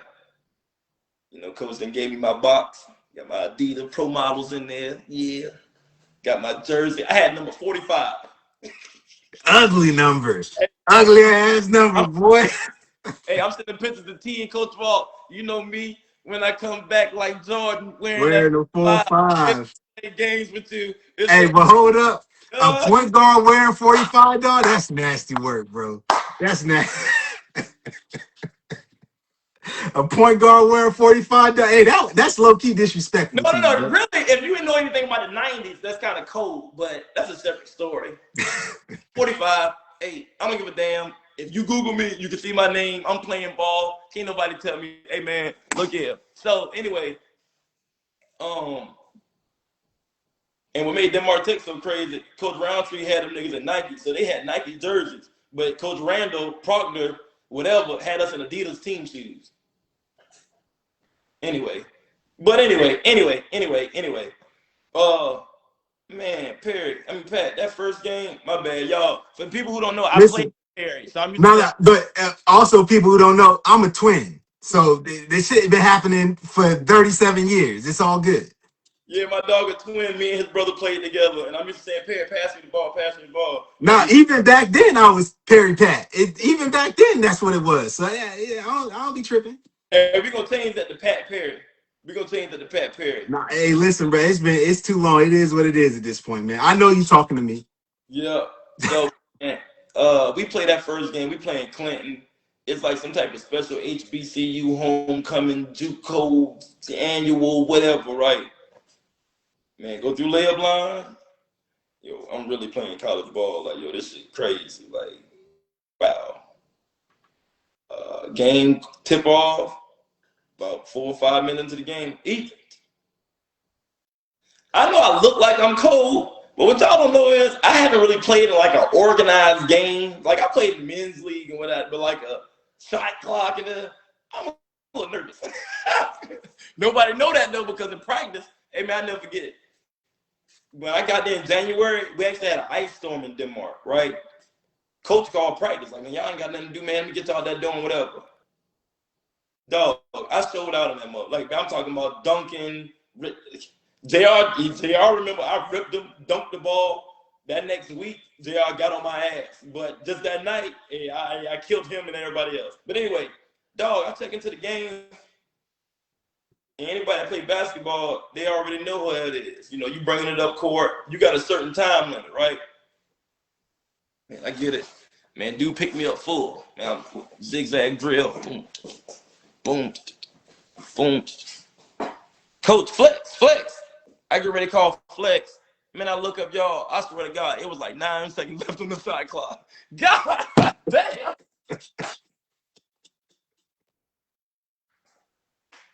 Now, the catch to that, anybody who ever played point guard, y'all know, we got 35. Man, I must have been dribbling in the same spot for an hour. I don't know what was going on.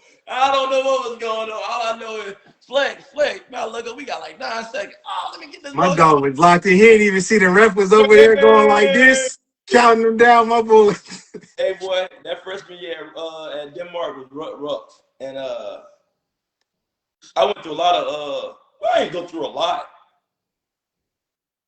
Nah, bro, don't sell that down. From what you just told me, we just spent the last hour 15 running you down. Hey, has it been an hour and 15? Golly, man, I'm blabbering. Yeah, man. Yeah, life actually got easy after that. Yeah, once I got to Denmark, life got easy. I'm a basketball player, scholarship money, refund check money. I can help mom, Dukes, my sister. Everybody looked out. Man, I'm buying Nassim. I'm buying him shoes. Coming back, you know. Well, you also align now, right? You living in your purpose. You achieve what you was trying to achieve. So yeah, that got to be satisfying. When I went back to Morris, I'm on the dean's list. Every college I went to, I was on the dean's list. Yeah, I wasn't going back to the hood. I wasn't doing that. No, fuck that. So go through Denmark. Tough year, but you know, season over with. You know, I done been through conference tournaments. By the way, y'all, when I come home in my Nike Denmark joint with the J's, can't nobody tell me nothing. Can't nobody tell me I am a college point guard. Byron got me in the gym working out at base. Oh yeah, I'm getting it. I'm a dog. So me and Coach Proc ended up getting into it over the summer. He told me I don't have a spot to come back to. Ironically, USC Sumter forms a college team that year, and that's where you get my dog Bradshaw, who I grew up with. B. Wright, everybody know who he is. The guys from North Carolina that came down, and we formed the USC Sumter team. Well, at first, I'm going back to Denmark. But when me and Coach get into it, I'm coming home. I'm working out. Oh, Coach Walt, Nassim's dad, he's the assistant coach there. He's the assistant coach at USC Sumter. So that's how he's pulling in the old Sumter players, whatever. Mm-hmm. Play with us, but he left out. Thank God he did, because I was able to get recruited. Coach probably would have kissed DH their ass and had me on the bench or something like that. Ain't no telling. But not Coach Walt, but Coach Wainwright. Hell, probably Coach Walt too. Ain't no telling. Working out with B. Wright, Brad started him over the summer. Long story short, end up saying I'm a transfer. I transfer to USC Sumter. It's lit. Because you know we always had Morris as a college basketball team, but USC Sumter was real college basketball. It was niggas who took it serious. A real coach. Dog, we back home. We got money. Like, USC Sumter one of the funnest, most fun, was one of the years I had the most fun because, man, we in the city. You got clubs to back going. Most people don't thrive in the hometown, though. Most people got to get away from it, especially the shit that you was into. We had a few people on the team from Manning and Bishopville or whatever. The niggas got ineligible. Hey, dog, we was doing a lot. Hey, it was so bad. And we weren't doing anything crazy like that. But the beautiful part is USC Sumter only had the team for 1 year. So, you know, we known as the one and done team. They can probably do an article or something about us like in about 4 or 5 years because hey, it was only one team. And everybody moved on to play college basketball. Like me, Bradshaw, B. Wright. Yeah, we had fun. But yeah, man, that year back home in USC Sumter, and, you know, it just catapulted all us, you know, to go to four-year institutions. You know, B. Wright was able to go to Point University. Well, he went to Shorter first. Bradshaw went to Lindsey Wilson in Kentucky. I went to Russ in Mississippi. Kenny Wayne, where did Kenny Wayne go? I think Kenny Wayne transferred to Brunswick. Trevor ended up going somewhere in Myrtle Beach and then going to Claflin. Booba ended up going to Benedict. Who else, y'all? Radio. Deontay Johnson, he ended up going to Benedict. Who else left that team, y'all, and went to college? That might be it. I know I did. So, yeah. Beautiful. So, and to wrap up your college journey, because that's a lot, bro. Like, and when I'm working with kids and their parents and I'm talking to them about what it takes to actually be successful, I'm glad you shared all of that with me because that's the stories that athletes don't prepare their mind for. Everybody want the straight shot to the top, superstardom. Everybody ain't ready to travel that road that's going to build them calluses, that's going to prepare you to be mentally tough to go through what you went through. Because you had about 7 to 8 different opportunities to exit and go off and do something else other than what you ended up getting to during I that entire did. journey. So I did. I tried to be a dope boy. I I tried to think manage everybody journey from where we from, everybody kind of I dabble in tried that for a little bit. military. I worked event staff. To the people who know me, y'all remember y'all ever seen Liberty Tag Service? The people who be dressed up in the little Statue of Liberty. Man, I did that. Man, I'm making. Oh, they had you on the corner dressed up, bro? Oh, this is back in like 2007. No, You was like on 2000. Broad Street with it? Yeah, this was like 2008. No, they gonna pay me like $12 an hour. Hey, some people still making $12 an hour right now, today. Hey man, I put it out on Facebook. People must have thought I was joking. Man, this basketball stuff fall under, this teaching stuff fall under. I got to go back to work at McDonald's. Man, I'm gonna get it. I'm gonna get it. I'm gonna get it. I'm gonna By get any it. means. But that's the mentality you develop going through what you went through. And then that was my final question to wrap up your experiences. What was something that you still carry with you today that you learned from this experience? Coach Walt had a saying, and I don't know if it was Coach Walt or T. Coach Walt T. Man, shout out Wilbur Singleton too. Wilbur Singleton, that's Grant Singleton's dad. They all had a saying. Hey, shout out Brian Brown, the head coach of Sumter High. I forgot about Brian and Brian Roll. Y'all, Brian used to work me out for free. Hey, and Brian cut hair. So Uncle B, that's why I call him Uncle B. Him and T played together at Claflin. Brian would take me to his house, wake me up in the morning, feed me. And I'm 18. And I'm not showing like, okay, you think I gained, but I ain't no ESPN recruit. Brian will work me out, take me to the barbershop with him, cut me, whatever. I might stay another night, whatever. So just a nigga who believed in me. And Brian was the one who got me my workout with Benedict. What was the question again? Now, just what are you carrying with you from all that Oh experience that yeah. you went through? So all them used to have this little cliche that it would say cream rise to the top. You already know in coffee, hot chocolate, you drop cream to it, they're gonna rise to the top. So pretty much the best part of everything is gonna be revealed, whether you acknowledge in the beginning or the end. Um, in the Bible, uh, Matthew, those that are last will one day be first. What goes around comes around. Any cliche, any theme you want to put on it, yeah, yeah. Uh, so when you get the youth sports and the late bloomer winning at the end, um, that's kind of like the story of my life, man. Yeah, the late bloomer gonna win at the end. Cause for people Word. to know, they probably listening to our story. Where we from, we've had the most college basketball players come out in like the last 10 years. Before those 10 years, it was only maybe about 15 of us. And you had Ray Allen them, T them, few other Walt, Poole, Orvin, Jules, some of the high had their guys. And then they hit the little slouch, and you had Byron, Brandon Sanders, Marshall Cabot Stark, who for something like I don't want to leave, D Hasty, uh, who went to college though, Javar McClary, and Javar actually went to LR. He left and went to LR. Who from something high went to college? Yeah, I'm talking about our time for basketball. Yeah, it was Scars, and then you had me with my late joint, and then after me you had Cam Dunnigan, and it got kind of crazy after me, not because of me, but just because of, remember, we were taking those Sumter kids to Columbia. Yeah. That's why. Also in our area, heavily football, right? So, and I try to tell people when you say Morant to me, and we're gonna get into that in a second. When you say Morant to me, the first Morant I think about ain't T or Ja. It's Demetrius Morant. Yeah, Demetrius. Demetrius Morant is the Morant that taught me everything because he used to Everybody, slide to my man's house look here. across the street. Yeah, look here, and I ain't holler at him in a minute. Uncle Bug, holler at me, Uncle Bug. I miss you, Uncle Bug. That's Daniel Morant, Demetrius Morant, big brother. For people who don't know, Demetrius Morant and Daniel Morant are the first cousins of T. Morant. Y'all know Ja Morant, the NBA player, his dad, T. Morant. And y'all got to think, Bug was a D1 player. His brother, Demetrius Morant, probably the best running back our county has ever seen. Ever seen. T was a D1 talent. Then you think about Ja, it gets to a point where you got, goddamn, boy. I got that. Hey.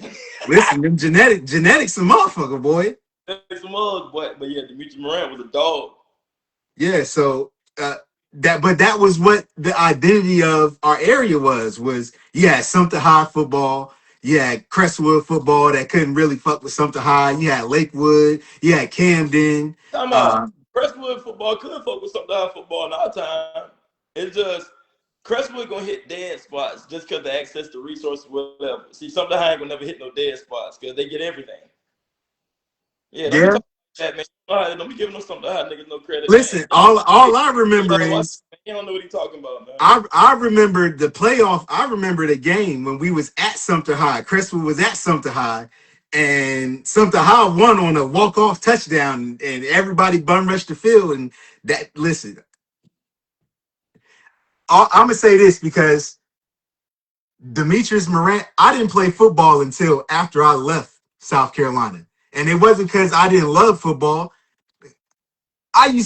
Me and Meat used to play meet me in the alley in the middle of the street, across the street from my house. I was scared to death of Demetrius. Demetrius Morant was 6 foot, 240 pounds, and probably ran a 4.4, 4.5 40. Real, his nickname was Meat. I was scared to death to play football at Crestwood because Meat was on the team. I ain't gonna have to hit him. I ain't gonna have to be around nobody getting hit by me. But football was what the area embraced. Understood what he was. Like you just said, 5'11", 6 foot. 5'11". We call it 5'11". 220, 230. And y'all look at Ja and y'all look at his vertical and whatnot. Just imagine somebody 5'11", 230, running like a 4'3", 4'2", and with these. Like cut. Yeah, light on his like hit you with the pap. If he don't juke you, he'll just run through you. You can't meet with monster. But getting to that Morant name, because you brought it up, T had it was influential in your process of going through getting you to where you are today. You were around during the development of Ja. So what was that like? What did you see in Ja early on? Because I remember it was a point in time in like 2017, 2016, 2017. I asked you, I was like, yo, did y'all see this coming when he started getting his buzz? And he's like, nah, we didn't see it coming. But what did you see in him back then that's showing through today that kind of clicked and was like, yo, we might have something here? No, we always knew we had something. We knew Ja was good, but we ain't know, with knowing the game the way we know the game, we done seen a million good niggas. Byron Faison, Sterling Council, and whoever else. You feel what I'm saying? We didn't know he was NBA good until, goddamn boy, he got the height, then he got the balance, whatever. So growing up, well, he kind of like you. Me and T got cool when Ja was, man, don't include me in Ja. No. I'm saying because I remember early on, Ja was only like 5'11", 5'10". He was a late bloomer as far as growth and everything came. Yeah, he was. He got his stuff in better timing than me. But yeah. So Ja, first off, you got to give Ja credit. Ja is kind of like Chris Brown. Some kids can just do everything. Like they can dance. So when you become a master of imitation, like Ja can dance like Jack. I love to see him do it now that he's a grown man. I haven't seen him do it since he was probably like 10. No, I probably haven't seen him do it since he was like 13. But Ja can imitate the hell out of Michael Jackson. And you got to remember, you got to have a bad wiggle to be able to imitate Michael Jackson. So first off, you got to understand he's somebody who's talented for imitation. I can imitate Michael Jackson. I can imitate left hand layups, right hand layups. But When I met him, he was 9. Well, I knew Ja ever since he was like, 5 or 6, just because Uh-huh. his cousin Duke, we grew up together. That's one of my road dogs. Shout out Rashad Miller, shout out to Aaron Miller, shout out to Ariel Miller, shout out to Mama Mary Miller, all that great stuff. Duke, my nigga, what's up? So I knew of him. I didn't get cool and close to him until I got cool and close to T.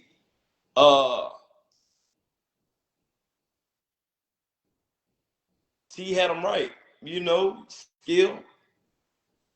And I was thinking about this on the way here. Two things you got to tie in before we even add in Ja being a late bloomer. I'm going to be honest with you. Let's say if Ja would have tapped out at about 5'10", 5'11", Ja was still going to be a D1 point guard. I don't know if it would have been Murray State, Duke, whatever, but still going to be. Like, he actually shot the ball better when he was smaller. Mm. You got to remember, it's a lot of basketball dads. Rarely do you have a basketball dad that knows what he's talking about. So you got that in T. Rarely do you have a basketball dad and you have a basketball son who loves the game like the dad loves it. So I ain't forcing nothing. Right. This is all. A third thing is you got to remember T's so smooth. So T got the ability to persuade him. Anybody who knows T, know T. If you know T Morant, he's definitely top 5 storyteller. That motherfucker tell you a story and make you want to goddamn go run through a wall. I ain't gonna lie. Hey man, T'll tell you a story, make you want to give a nigga 40. And see, once I tell John the story, yeah. Hey, I done sat in precision cuts long enough to understand it. I done seen it. So you tie all that in, great dad, great basketball knowledge, kid that wants it. You get a nice little thing, man. So Ja always had the it factor. I'll tell you a story. When we used to, and I ain't gonna be too long, when we used to take the kids up to the Columbia, you gotta remember the 13, 12, 11, 10U, 9U kind of the same gym. So you're talking about 9, 5, 9 players, like 45 players on this mini gym, right? Dog, Ja there at 10, cooking everybody. And not necessarily cooking everybody like you the best thing out here. Oh, but every Sunday in that Keenan gym, 7th, Ja, Tyreek. Hey, shout out to Keith Matthews. I ain't seen nothing about Keith early. Keith Matthews, too. Ja, Tyreek, 7th, Nassim, and a few of them 13-year-old boys, 12-year-old boys, just because they older. Man, them top dogs in there every week. Hey, man, I remember, man, Ja used to put niggas on that island and be ice on their ass. And I used to come home and tell T about it, like, dog, you had to see this, dog. And T was like, not necessarily cocky about it. Like, that's what I expect. But kind of like eager to hear the story because T couldn't go because he had to be there at football Sunday. So, and I got an inquisitive mind, even though I'm an 18-year-old kid. So, he kind of engaged in like, damn, like nigga was cooking like that. So, yeah, so always had the it factor, always been talented, always had T. Once you add in, 10th grade, hit the growth spurt, really like 9th grade, 10th grade, then you get to daddy legs. That's when it's kind of looking like now, whoa. And, the people who remember where we from, when Ja was on that AAU circuit, and it was him, Zion Williamson, and Devontae Shuler. And he ended up losing Devontae Shuler. And it was him and Zion, and he was cooking. And then he ended up losing Zion. It was him,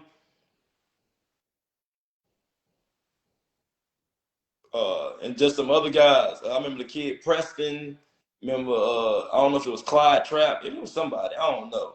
And that's when everybody remembered, Ja getting the Ja Morant, 40 points, 37 points, 38 points this weekend in front of Toledo, UTEP, Murray State, Kansas State, whoever. And he just went on that AAU surge, and the offers just kept, came rolling in. So timing is everything. Like, but you said something that's really key that a lot of people overlook, because a lot of parents, I'm not going to say people, we're going to be specific. A lot of parents try to force the game into the kids, right? And that's like you got a cup with a lid on it and you got the faucet running on top of it. It don't matter how high you turn that faucet, that water not going to pour into that cup if it's a lid on it. So it's extremely key. And shout out to my brother. He's been watching. My brother's son is 5.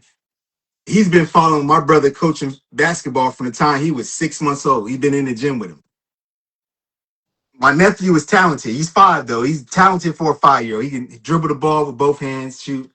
But and I'm like, yo, we got something here. My brother's like, nah, I want him to love the game. We're not gonna force it because if you try to force it right now when they 5, 9, 12, when it's really time to click, when Ja clicked and it was AAU surge, when it's time to click and they're not ready to click, you missing your opportunity. You peaking early. So it's extremely important that people really take what you said to heart.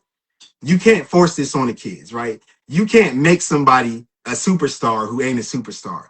You can't bring the horse to water and make it drink. You probably can as a trainer or a coach, because boy, anybody who ever coach trained me, they know, boy, I'm hell. But you can't as a parent. It'll never work out as you doing it as a parent. The best thing to do, It's not. and even the basketball parent, basketball dads, you can lead them. But I mean, to be honest, that goes hand in hand with what I'm saying. Basketball dad, if you got a kid that's kind of semi locked in, semi not, kind of drops his head, probably won't let somebody else do it, and you just sit back and be dad. See, the thing with T and Ja is T bark, Ja eyes open up and do better. Yeah. Rarely do it like that. Rarely do it be like that. Mm-hmm. Rarely do that. Like, man, I got some of the stories that I'm not gonna share, but niggas blessed, man. They blessed, man. It was just it was real fun to watch.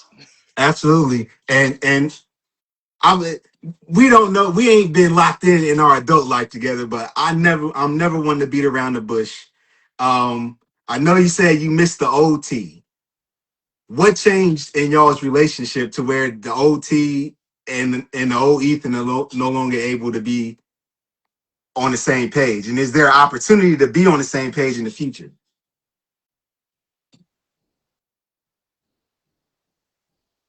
I don't know what changed. I don't have much to comment on about it.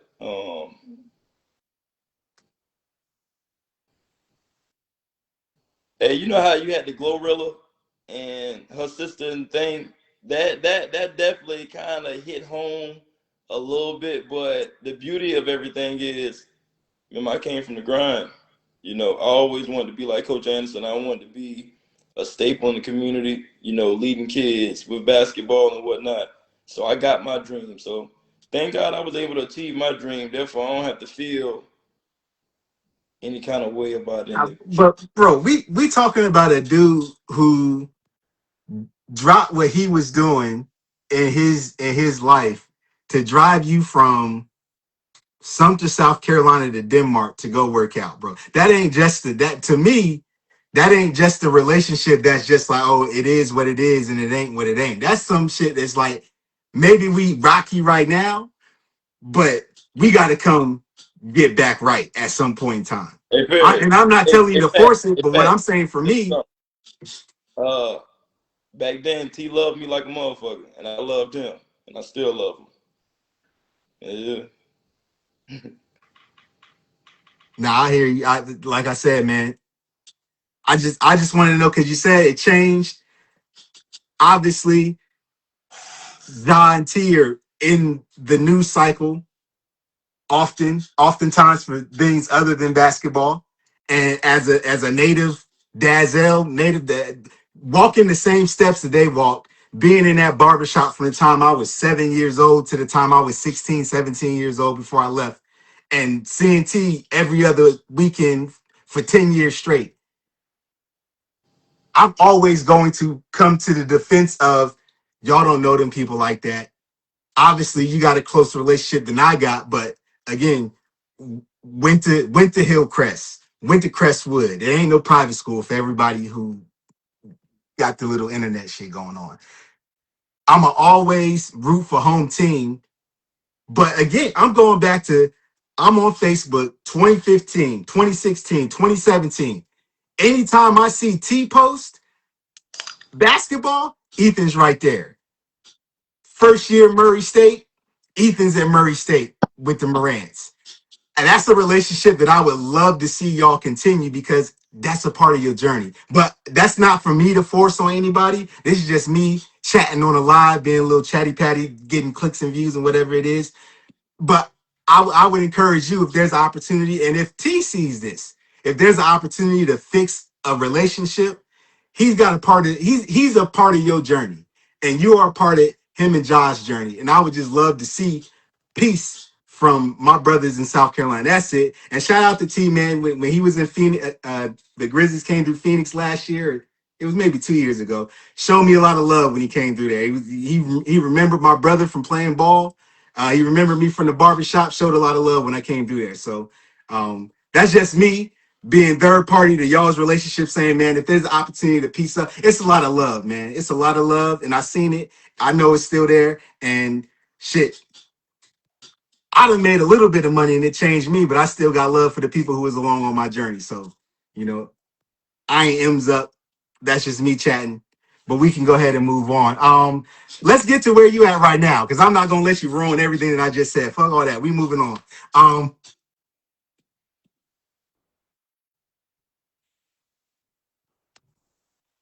Oh, you muted, bro. Yeah, you can hear me now? Yep. Yeah, I said shout out to T, man. Shout out to everything he was for me. Shout out to everything he is now. Shout out to everything he's gonna be, man. Much respect. Um, yep. Next question. Yes, sir. We in Jacksonville, Florida now. Duval. Oh, we lit. Oh What's man, the difference between Duval County and Sumter County?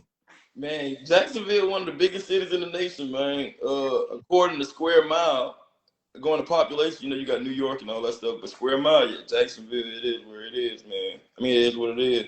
And we skipped a big part because my when I left JUCO and went to Russ, Mississippi, that was a shaping process. That's where, got my degree in English literature, played my last 2 years of college basketball, ended up started teaching down there before I actually moved to Jacksonville and started teaching.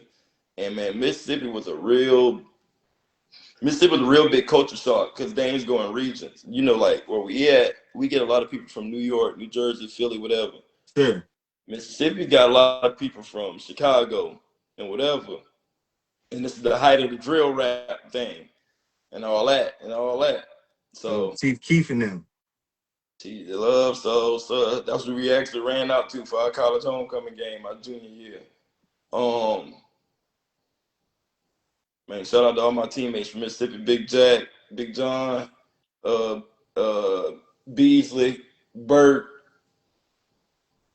uh, Beasley, Paul, KG, my nigga, Cold Water, what's up, boy? Germ, OD, all my teammates from Mississippi, man. We had some fun. Oh boy, Big Chris, Jordan, Big Chris, what's up, baby?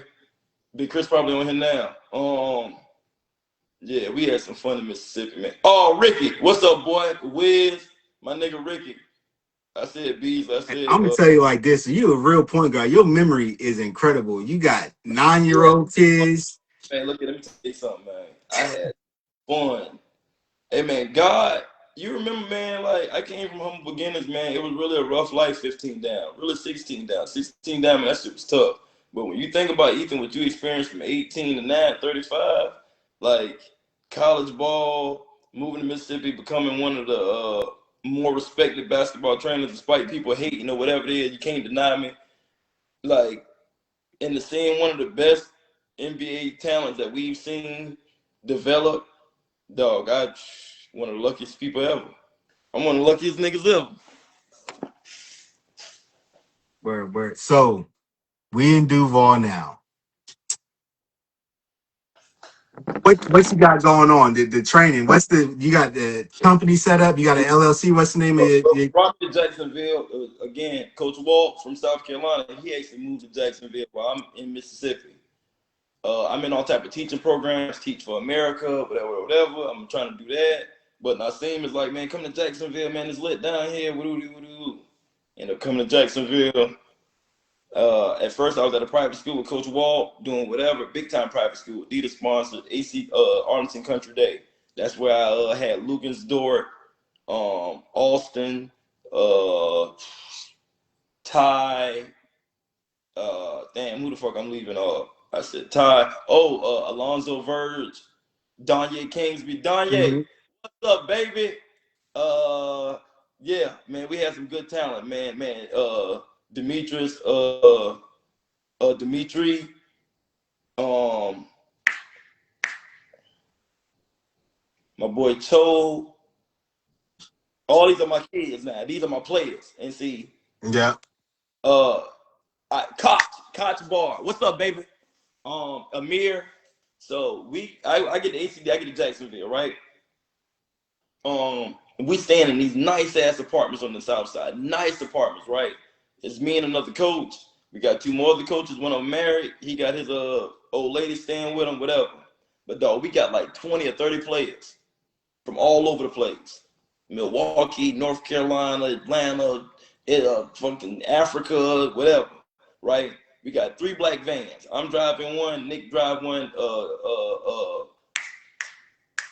whatever dog name is, he drive one. We transport the players back and forth, and it ain't a bad gig. Like, you pretty much working from 7:30 to about 6:30, 7:30. You know, on the weekends we may have something going on, but your apartment paid for, you get a little check, whatever, and you get all the free Adidas gear. You know, your heart desire, right? And we traveling to the games, and it's cool.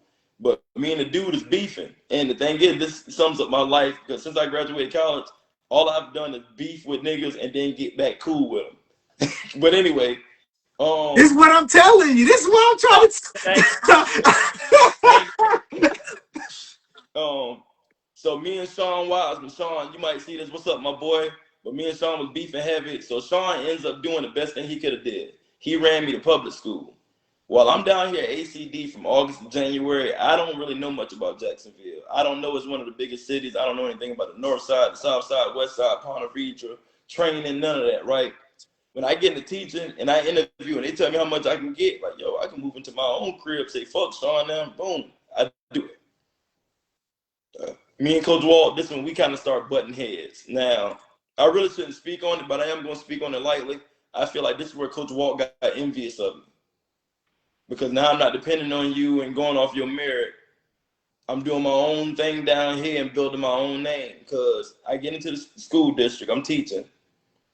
Coach Walt's son, I seen, we end up moving him over from ACD. He's at First Coast, which is the local public school. Mm-hmm. And we about to take the city over. Now, I seen the best point guard around. He's getting offers left and right. We on Adidas circuit for AAU, going to camps. We got people down here mad because they got all type of little Facebook little groups now. And, you know, I'm talking shit on the Facebook groups. Can't nobody see my nigga. You know, we got all that going on. So we ride that out. And I seen 9th and 10th grade year. Now, you got to remember, when you got Nassim, people want to see what y'all be doing. So people want to get in the gym, work out, whatever. And I'm the perfect guy for it. Somebody who was doing this before I even got in college. Now I got my college experience. By the way, while I'm in college, every summer I'm coming home, I'm working 3 jobs. Yeah, y'all heard that right. When I came home, this was my regimen. I go to the gym, me and my dog Bebop. Anybody who know me from back then, they know Bebop used to be right here. Me and Bebop gonna go to the gym from 7 to 9. I'm gonna leave the gym at 9. Well, I'm gonna shower at USC Sumter, leave the gym, go to the rec. When I go to the rec, I'm gonna be at Southside Rec from 10 to about 3. Leave Southside Rec at 3, go to McDonald's. Got it, work at McDonald's about 10, 11, wake up the next morning, do it again. Except this time, I'm going to go to the rec, and when I leave the rec, I'm going to go to Hibbett Sports. I worked at Hibbett Sports, McDonald's, and the rec for 3 years. 2 years. The other year, I just did McDonald's and the rec.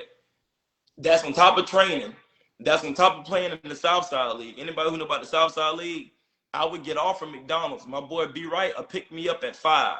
We'll go to play the Southside League game at 6 or 7. Leave Southside League, go back to McDonald's, and finish up my shift. That's, hey, my sister on here, my sister can attest from it. Hey, let me ask you this. Do they still have the runs like that in Sumter? Are they still running like that? They try to, but the gym access be limited. But we trying to get it back going. That's why y'all be seeing us live. You know, trying to get it back going. My boy D Hasty, he got a real good thing going on. He got Marvin helping him. You know, I try to promote a little bit of the stuff, but it ain't like it used to be. And I think that's part of the problem too, and that's why we're doing what we're doing right now. This live, this going, you know, it's going, it does. Now, let me ask you this, because obviously you've been around a enormous amount of kids, and we're training, we're developing them. We got kids in our program right now working. I get on my dog too. He be putting them stories up, and he be doing the training. You can see him talking, but he put the music. He'll put Jeezy on top. I'm like, bro, take that music off. I'm trying to hear what you telling. That's the sauce right there. Hey, I'm And he gonna say still ain't sent me the videos. people probably wonder like, man, Ethan, like, why you be putting music over your videos, or why you be having such Now hardcore I know music? why you put him over there. First off, y'all, basketball and music just go together. I can put on the hardest motherfucker, shut your bitch ass up rap. That shit just go with it. But when you add into my kids, and most of my kids being predominantly white, it just look better. Nah, you covering the sauce up. That's what you doing. You don't want nobody to hear the sauce, but it's all good. I mean, the only thing, if I'm recording, the only thing you're gonna hear is, all right, yeah, man, you gotta do that, whatever, whatever. But if somebody's recording me, you might hear, man, get off your ass. Ain't nothing. I wasn't no soft player. I ain't approach the game soft. I don't let my kids approach the game soft. All right. So, what's the biggest mistake you see young players making in the game of basketball today, like in the development process? Players, What's up? trainers or players. The players, The they don't play enough. The trainers, they train for one-on-one basketball and not team basketball. See, kids don't go outside and play. They don't play competitive. They don't play competitive on their own. They don't go out to it's the too much park. structure. No, it's just the problem solving skills, man. They don't have the personality that we and generations before us had, because we had to figure things out on our own. You said it's too much structure. It's too much structure. It's too much structure. Yeah. Kids got to get out on their own and do it. Trainers got to stop training for drills and training for concepts. Like, the IQ and decision making part of basketball. I don't know nothing about football, but they got going on baseball. But basketball, the decision making part is such a lost art, and that's the reason why. Yeah. And you hear the NBA players talk about it and all that other good stuff. You would think Yeah. parents would pay more to it with the player. NBA players talking about people having low IQs, but they don't. So Parents, what changed? it's a lot, man. With kids not going outside, everybody getting a trainer versus. And then the thing about it is, good and cool, but a lot of trainers don't know what they think they know. The second problem is, and it's an obvious problem, parents, for the ones that's on here, if they listening or who will see this, if you have to take your kid to a trainer and he never asked for a schedule so he can come to a game, start working with that trainer. Because you don't even know what my kid need to work on. You don't have any idea. That's the thing with my training. I try to make the kids play. I don't care if it's you 1-on-1, 2-on-2, 3-on-3. And thank God, another blessing to God, I've been able to be in gyms where it's big enough for the kids to play, so I can figure out, like, this nigga can't think, or he pick up his dribble too much, or he can't go left. I don't know what you need to work on if I've never seen you play. How? I don't know what you need to work on. And that's why I kind of built up a big thing down here in Jacksonville, because I train every Sunday. I train every Sunday 9 to 1. I'm giving the sauce away. I train every Sunday 9 to 1. Them parents, a lot of them don't come for me to train their kid. A lot of them parents from the age of 9 to probably about 13, they train because they know I'm gonna make the kids play 4-on-4. And then I'm gonna correct from there. And then when you come back, the first thing I'm gonna tell you is, last week we were playing 4-on-4. You act like you can't go left. Take his hand and put it in his pocket. Dribble 20 minutes with your left hand now. And then we probably gonna play 4-on-4 again. You just dribbled 20 minutes with your left hand. You're not comfortable going left now? Get off the court. That's how I am. I swear to God. And I think that's the correct way to be. I Actually. feel like if you ain't getting it, then what are we doing? Hey, and I tell them quick, maybe basketball just ain't for you. Facts. I always got this saying, and I've been saying it for the longest time, because, at one point in time, we all wanted to be either dope boys or rappers. If you around a dude who can't rap, but you sitting here gassing him up like, oh, that's hard, bro. And sometimes you need a friend that's going to tell you your ass can't rap. For sure. Sometimes you need the parent to look at you in your eye and be like, your kid is not a basketball player. Right? Sure. And since you a basketball guy and I'm on this live, listen, if your kid is not gonna be 6'3", sorry, Ethan, I'm stealing your clients. If your kid is not 6'3", if he's 6 foot and he kind of got a dribble, but he don't really got a shot, bring his ass to the football field. Bring him to the football field. We got more room for him over there. He don't really got a long shelf life in basketball, but that's another conversation for another day. But I think It just come down to it. They could be putting their effort into doing something else. absolutely, and it don't gotta be sports. That's the other conversation that we gotta have too. Like, yeah, I love football, you love basketball, and if we see something that can lend itself to a kid being successful there, we're Hey, gonna try boy. and push him there. Hey, Deshaun. We was telling a story about you turning the ball over late in the game for Ebenezer. This dummy gonna get in here talking about free queso. But the other thing that That's where we from. We from a place where people do stuff like that. They know I live in Jacksonville, so they'll say free queso. That's where we from. That's where we from. Now, got it right there. Just, he one of them. He one of them Duval County drill rappers that be yeah. yeah.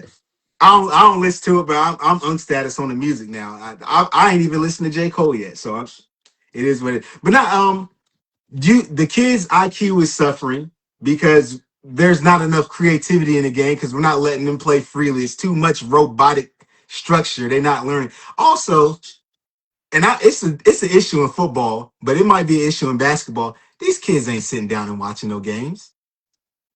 Major issue. They not Major. sitting down. I was But going up the block. Hey man, you remember when Carmelo won it when we was in middle? Well, you were probably like in 9th grade. I think I was in 7th, 8th grade. Like it ain't. You got to remember what the vibe is. It's all about the vibe. The vibe was watching the Super Bowl. The vibe was watching March Madness. The vibe was our vibe was trying to be grown, and this is what the grown men do. Well, the kids trying to be grown now too, but the grown people don't work on cars or drink beer or whatever. The grown people be phone in their hand, hey, and if a nigga play with me, I'm gonna put that nigga in the dirt, man. It's a problem. We as adults then became immature, and we surprised that the kids act the way they act. Well, I ain't surprised. I see it every day. Hey, listen, baby. People be wondering why I talk shit about social media because now we're just gonna get into that too because you got a lot of interesting takes. This internet got a lot to do with a lot of problems. You can look at Glorilla and her sister. You can look at men and women separating after being. We're not even supposed to know what's going on. This internet, what we on right now, some people are able to handle it and they use it for what it's worth. Right now, me and you using the internet to showcase what friendship from afar can last a lifetime. I met Perry when I was in 7th grade as a 12-year-old. He was a 13-year-old 8th grader. And now we sit here at 36 and 37, going on 38, maybe. That was, what, 24 years ago? 24 years. And I told the story like this shit was yesterday. Yeah, your memory better than mine, man. Hey, y'all, for people who aren't here, I'll tell y'all another story. You know, when Perry and Patrick were kids, they looked just alike. But you can always tell the distinction because Patrick was a little smaller, whatever, right? Well, Patrick had an uncanny little way of music, doing beats. You know, niggas who beat with the pen, whatever. Well, they were reverse roles. Perry would do the beat, fucking Mario, and Pat would freestyle over it. And it was kind of like Pat's shining moment because at this point in time, Perry get to play my wingman. I'm gonna drop the bar. Didn't you spit on, like you recorded a few songs, didn't you? Yeah, we got some. We did some independent stuff back in the day. I went to school in Indianapolis and got on the radio. He probably didn't think I remember that. No, I remember. I rapped all through school. I thought I was gonna be a rapper. I thought I was gonna be a rapper. If you put my name in YouTube right now, you might be able to find some shit. Well, you wasn't that nice, but you were definitely all right. Nah, but that's the thing. I had people in my circle who came and told me that ain't it, dog. That ain't it. So and that has motivated me to be that friend for everybody else. So if you really locked in with me, then you know I'm gonna tell you what the real is. I'm not gonna bullshit with you. Like, listen, I tell a funny story. I had a parent. This back in 2022. Defense. He's a defensive back. white boy. It's time to get recruited. My son's getting offers out the wazoo. They think their son is just as nice, but they ain't getting offers. The dad come to me and he's like, yo, Pat, what's going on? What's the difference? I'm like, listen, your son is white.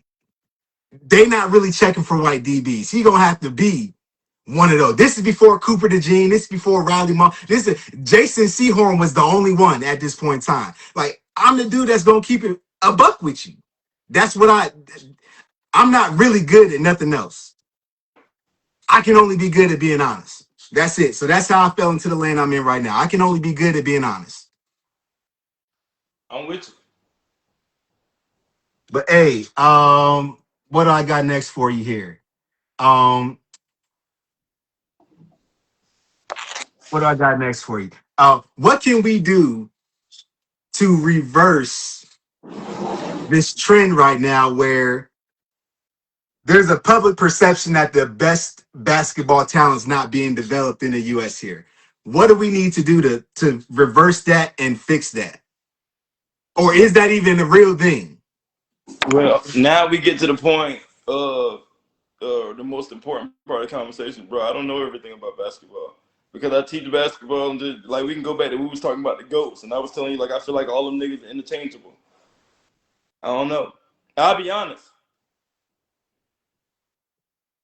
I think they need to do AAU statewide, like how they do overseas. Like y'all represent Texas, y'all represent Washington, y'all represent Maryland, y'all represent Florida. You don't think there should be 100 AAU teams in one area? Nah, you can still do your statewide AAU. Maybe you can call it LAAU, meaning local, amateur, whatever it is.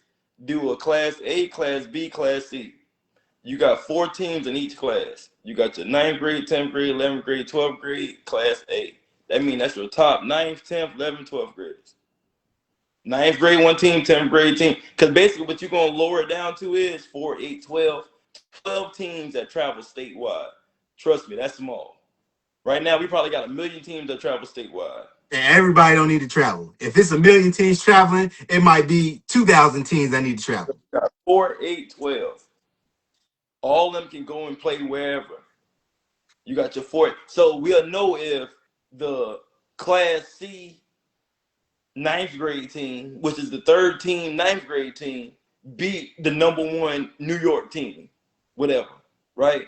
And everybody else got stuff in state. So me and my kids, or them and their kids, whoever ain't good enough to make that top team, and you can remember you can't do the top team with your homeboys and whatever. They gotta have like the same way we got like a USA committee. They gotta have a committee that choose these top players, whether they go off rankings or they bring them all to the gym. Everybody try out, and the only way you can get in, because we trust me, we can divide this thing. We can separate the top 100, 200, whether they go basketball, football, versus the other 1,000 kids that play. We can separate them now. So I'm it's interesting the way you put that, because a lot of times when I talk with people, they like to try and come up with the answers. But the first thing you said is, I don't got the answers. So I know we brainstorming here, but I obviously understand that the reason why we got so many teams now is because of politics and daddy ball. Maybe somebody got cut from that 9th grade L team and their kid is not able to participate now because they got cut. So mom and dad are going to say, hey, we going to make this. Hey, real small story. I got it going on in my program now. Something kind of similar, but hey, I'm handling it, and it's gonna be what it is. So where do we try and rebuild the resilience in society, where if you don't get it right now, you don't get it? Because I got cut in 7th grade, right? And I got cut. My mom and daddy didn't go up to the school and hoot and holler. Hey, look, and we missed out on that part. I got cut in 9th grade, but it's only one hook to it though. When you got cut, you probably had A's and B's and C's and whatever. I had something to fall back on. I got cut in 9th grade, dog. I had 5 write-ups and 2 F's. I remember when Coach Brown used to give us that little letter, and I looked on it, and he was like, you don't remember, but your brother remember, Byron, a few people remember. I probably had one of the best tryouts in 9th grade history. Completely separated myself. Completely Man, he the best point guard. It was so bad I came down, boom, boom, threw it between a nigga leg for a pass. You know, that back then you threw it between the nigga leg, everybody go crazy.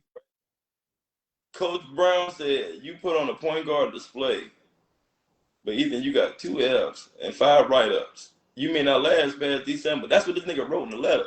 And he had my grades on it like, not what I think. This is what you got. A 57 and like it was like a 61. And you know, I'm like, I wanted to go to him, but what you gonna tell him? And ain't nobody else going to him. And you probably ain't even have the words to talk to him realistically. That's great. But when I now as a coach now, and I look back at it, you know, anybody with 2 L's, 5 right, I don't even look at it. Like, boy, you got too much going on. And you know, don't nobody care about my sob story. Oh, I was a fatherless child or at-risk youth or whatever. Nobody cares. Right. And thank God I'm able to redeem myself, so I don't even give a fuck either. So does that help? That helps you approach the game a different way because a player and a parent can't come bullshit you. They can't be like, oh, it's tough out here, and this is the. It's like, nah. Listen, if you got a moment to sit down and listen to all the 2 hours that we just talked about and hear your story, they gonna know they're not gonna be able to dodge the accountability here. And I think that's why it's important that I'm gonna clip all this up. I'm gonna make sure you get it. I'm gonna make sure it all goes out. It's gonna be like 50 clips from this, and they all gonna get scheduled to go out over the course of the next week, 2 weeks. It's important that that story gets told because I really do think we have allowed accountability, the dodging of accountability, to put us in this space where it's watered down talent across the board. We ain't even just talking sports. We talking education. We talking politics. We're talking career professionals. I mean, look at one thing about it, and forgive me, y'all. I know y'all gonna be, oh, you talk about black people, but man, whoop my ass when you see me. One thing about it, black people gonna avoid accountability. Black people will avoid accountability. It ain't my fault. Don't blame me. Don't blame me. That's why I'm able to start off with saying, hey man, I don't know everything. Or man, I have no idea how we rebuild this shit. Like, but this may be a good idea. Because everybody's so stuck on, oh, I know. Like, it's nothing worse than hearing somebody who didn't play basketball tell me they just know what they're talking about. Like, you heard me saying Denver Broncos, hey y'all, but I don't know nothing about football. This just felt good at the time. I don't know, man. I don't know nothing about reading no damn defenses and all that shit about football. And because I know some basketball, that's the reason why I don't know nothing about football. I think it's important. Everybody got the experience, right? So you seen what you seen, right? But you qualified it. You was like, yo, this is what I seen and this is what I think. But that's just what I think. I don't know. Maybe you see something different. And yeah, I see something different, but we're not finna argue about which one is right and which one is wrong. You see the way you see it, and I see the way I see it. Now, if I'm having a conversation with Tom Brady, we can argue about it, but we ain't gonna fight about it. Right, but that's between me and you. But if Tom Brady comes in here and says, this is what I seen, I'm not finna argue with Tom Brady about what he seen. Like, who am I to Tom Brady? Right? And I had this conversation with a dude the other day. He's like, time out. Because you're right. You are right. Bro, experience matters, man. Experience matters, but sometimes people have pre-written agendas. Like, I remember I heard Steven Jackson talking about the GOAT being Kobe after Jordan. But with Steven Jackson, with you having a young nigga mindset and being a goofy anyway, more than likely you probably just doing that so you can't give it to LeBron or just whatever it is. Hey, fun story. Fun story.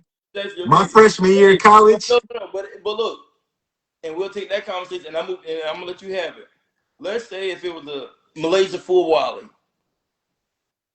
Malaysia Full Wally was going through it with Don Staley, right? Mm-hmm. I know a nigga who went through it with one of his coaches, and he probably feels like he should transfer. He should have transferred and whatever, and he didn't. And he probably, fighting demons. So he's an advocate for talking about Malaysia Full Wally and transferring and whatever.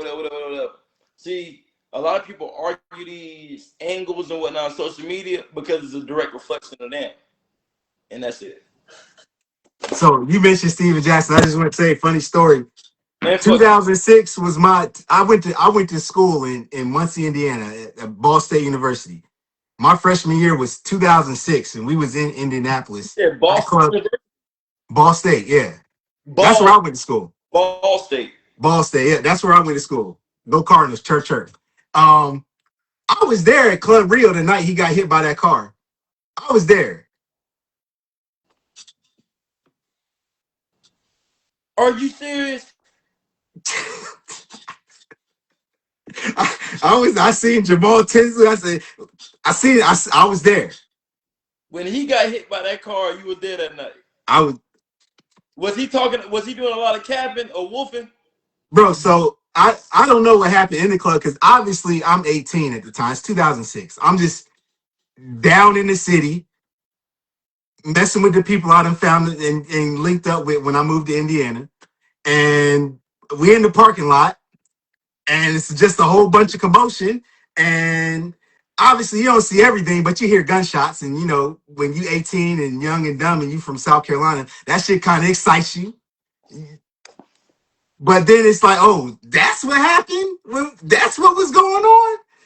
I hate, man. So that was my welcome to college moment in 2006, Club Rio. Shout out to Indianapolis, man. Y'all raised me. I had a good time when I was there in school. But yeah, now you can't never discount people's agendas, but I just always like to you gotta learn to discern information, right? It probably doesn't benefit a parent to argue with you about their child's development when they've come to you and trusted you with the development of your child. I think a lot of people's patience Well, for the development process. well, that's a layered conversation too, because some people can trust you for years and then they don't trust you. Well, and it comes down to the patience. What is your timeline for when you're expecting to see results? Because if you bringing me your 7-year-old kid right Or now, you want to see him become a superstar. hey, time out, Perry. I mean Patrick. Forgive me, Lord. You got to remember, I train these kids and I coach AAU teams. And down here in Jacksonville, we have basketball going on year round. And in the area where I'm at, we have academies. And so I can train your kid, get him in the game, and train him again. So I see exactly what his problem is, right? Everybody ain't got it like that. Some people just training kids, don't know what they like in the game. Some people just coaching kids in the game, don't know what they like. Can't train in practice. Me, that's why I get, and that's why I'm able to get results out of kids so fast. But the thing is, what I do, for the people who don't know, what I do in Jacksonville is not what y'all think. Y'all probably think like in Sumter, I'd be on Broad Street. No, y'all. I'm in a very secluded area in Jacksonville. A very nice gym, very nice A facilities. very basically where I'm at, it's a PWI area. But it's not a PWI area because of PWI geographically. It's PWI because African Americans ain't gonna pay but so much for their kids to get developed. And white other people will. Now it's a few it'd be a few African Americans, but all of them won't. If I could get more black people to drive south, and the thing about it, like I told the dad, I said, when you thought your son was gonna play for that Adidas team, you was ready to drive to Orlando 2 hours away. But you won't drive to Ponte Vedra, which is 35 minutes away from your house, twice a week for me to teach him how to play. Now, let me tell you the major hook in that. Some coaches might have played some college ball, might have played real good. Some coaches didn't play at all, whatever. I am the only coach who trained and coached before I even got to college. Went to college and played and coached. Come home in the summer, like that'd be the thing with me. Like you can't find a bigger hoop junkie than me. Well, I think that's why you are significantly You can't find a big unique. one thing about it, and nobody can ever take this away from me. You will not, and that's what make. And we being real, me and T relationship funny. Me and other people relationship funny because like you denied a student of the game who don't get in trouble, who don't, and I'm paused that I might have been drinking too much. Lord Jesus, I'm preaching.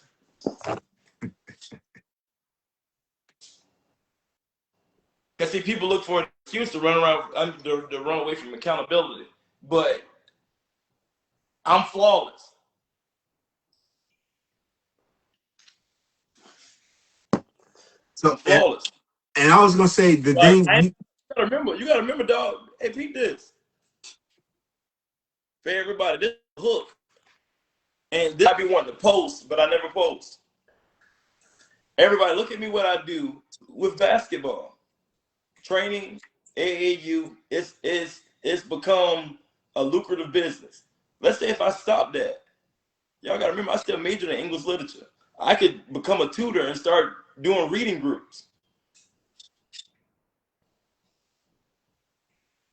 Same price, same whatever, and it'd still be lucrative. I could make $25,000 a year off just tutoring for English and reading, helping kids read, and starting reading groups. So it ain't like I'm just doing all basketball. I could do it in any corner that I wanted to. which is kudos to you for finishing school, being educated, having that skill set, and that's what makes you unique. And I think that's why your perspective is important. That's why I asked you to be on a live with me, because a lot of dudes train, but they don't coach the sport that they train. They just train because they seen something and they think they can duplicate it and replicate it. But you train and then you have real world application with the coaching aspect of it, which is why you get the results. That's unique because, we'll just throw a lethal shooter out there, not to disparage anybody. Lethal shooter's a trainer, right?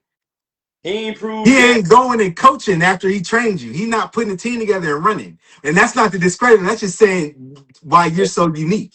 We don't know Lethal Shooter know what the fuck you talking about because of Ja Morant, because of Danye Kingsby, because of Lonzo Verge, Nassim Khalid. He said resume. Steph, Resume.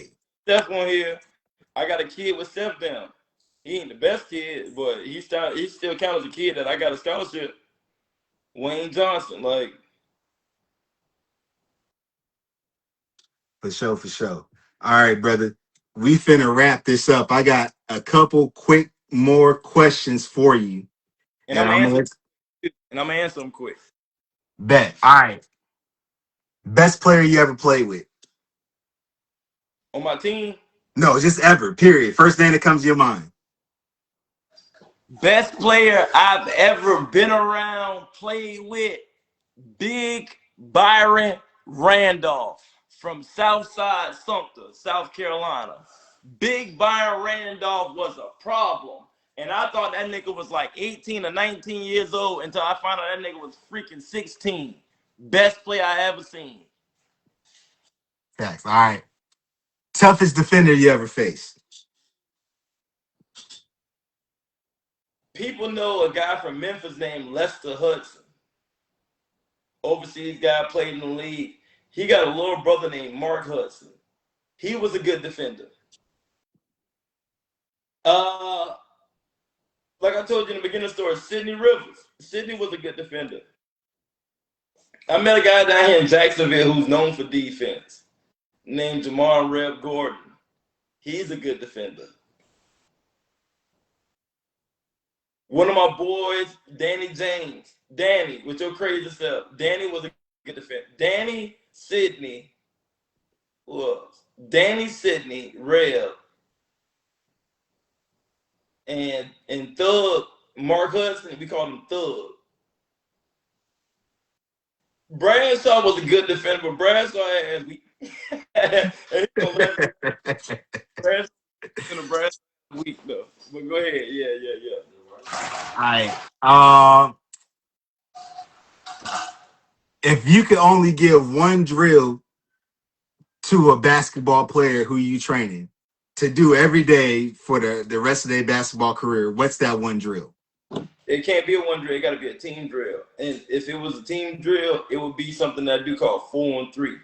I had 4 kids. I put them out almost like a 4-out offense. 3 defenders, 1 at the free throw line, block. And when I throw the ball in, they playing from that 4-on-3 because you're trying to pretty much read the defense and react. I would try to do that drill for damn 40 minutes a day. That's sauce, man. That's game. But if I had to choose just a one-on-one drill like you're talking about, it'd be them with that tennis ball. Okay. Pound with that tennis ball. All right, two more questions left for you. Basketball player you model your game after the most. I know you Chris said Paul. and one. Chris Who? Paul. Chris Paul. Chris. Y'all see me with the ears and the earrings. I got the freaking Kobe's on. Y'all, I'm CP3. CP. Easy. He was ready for that one. Chris Paul. All right, last question for you. Your favorite basketball memory out of everything you done been through. Your favorite basketball memory. Boy, I don't have one because y'all got to You remember. got too many. You got my first dunk in college. That was against Francis Marion in the exhibition game. I was playing for USC Sumter. That was big. You got my first time hitting 22. I was in 10th grade. We was playing the church league tournament at Union Baptist Church. You got my first AAU game. We saw Stephen Curry before everybody else. Stephen Curry was in Sumter, what people don't know. Stephen Curry played in Sumter back in 2003, summer 2003. You got that. You got another dunk I had when I was in Rust. You got when I hit like 4 threes in a game at Rust. And then that's just mine. Dog, you gotta remember, dog, Ja was like my little brother. Ja was or is, I don't know how you feel. You know, me, he is my little brother. Man, I watched this nigga get rookie of the year and whatever else. I watched him younger. I watched Seven Woods. Seven Woods was a talent. Like, I don't know if you remember him, man. I got basketball, man. I can never choose one. That's why I say I'm blessed. That's dope. That's Hell, beautiful. nigga, my dog next to me, he trained with me and ended up going on next year. What the fuck you did in goddamn middle? Like making fucking all-star. So many. So many. That's what's up. Brother, you've had a amazing basketball journey. I gotta ask you one question because it popped up on social media way back. It's probably like 2018, 2019. I posted a picture with one of my dogs from high school that I went to school with, Alex Hodges, and y'all had known each other some way, somehow, and I never connected the dots on that. How you know Lex, dog? How you know Alex Hodges? I know Alex Hodges from being in Texas and fucking around with the fuck around. A lot of people don't know that, but yeah, man, shit, I went through that experience and got out of that by who knows what. And then after that, some more stuff happened. Boy, try to put me on the spot. After that, some more stuff happened, and then that's when I got right with Coach Walt down, and boom. But There you Alex go. ended up what made it so crazy. Me and Alex them talked trash that whole 2 months we was with each other. We talked trash, and we finally got to play ball. I'm like, okay, you can hoop a little bit. Hey, he got a little clip. He is a shooter. He can shoot, but I'm a whole different type of nigga, and I've always been a whole different type of nigga.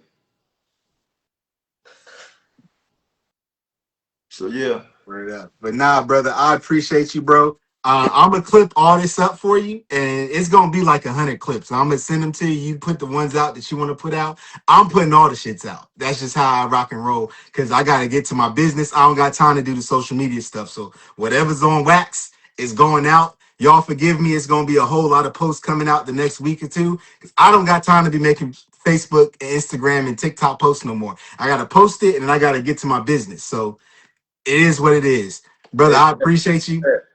Man, I appreciate you having me. Appreciate you, listening to me share my story. Y'all know I'm dipping into doing whatever, man. So I've been rambling, but I hope everybody enjoyed it, though. Listen, brother, I appreciate you. If you miss any of this, it's gonna be available on the YouTube tomorrow morning, 9 p.m. Make sure you follow Game Plan Sports on YouTube. Again, I'm trying to do more of these lives. I'm trying to get real technical with my live situation. So if y'all could follow the TikTok, the Instagram, Game Plan P, very simple. Spelled exactly how it sounds. Game Plan P. Follow those. I need 500 likes, followers on TikTok so I can go live on TikTok.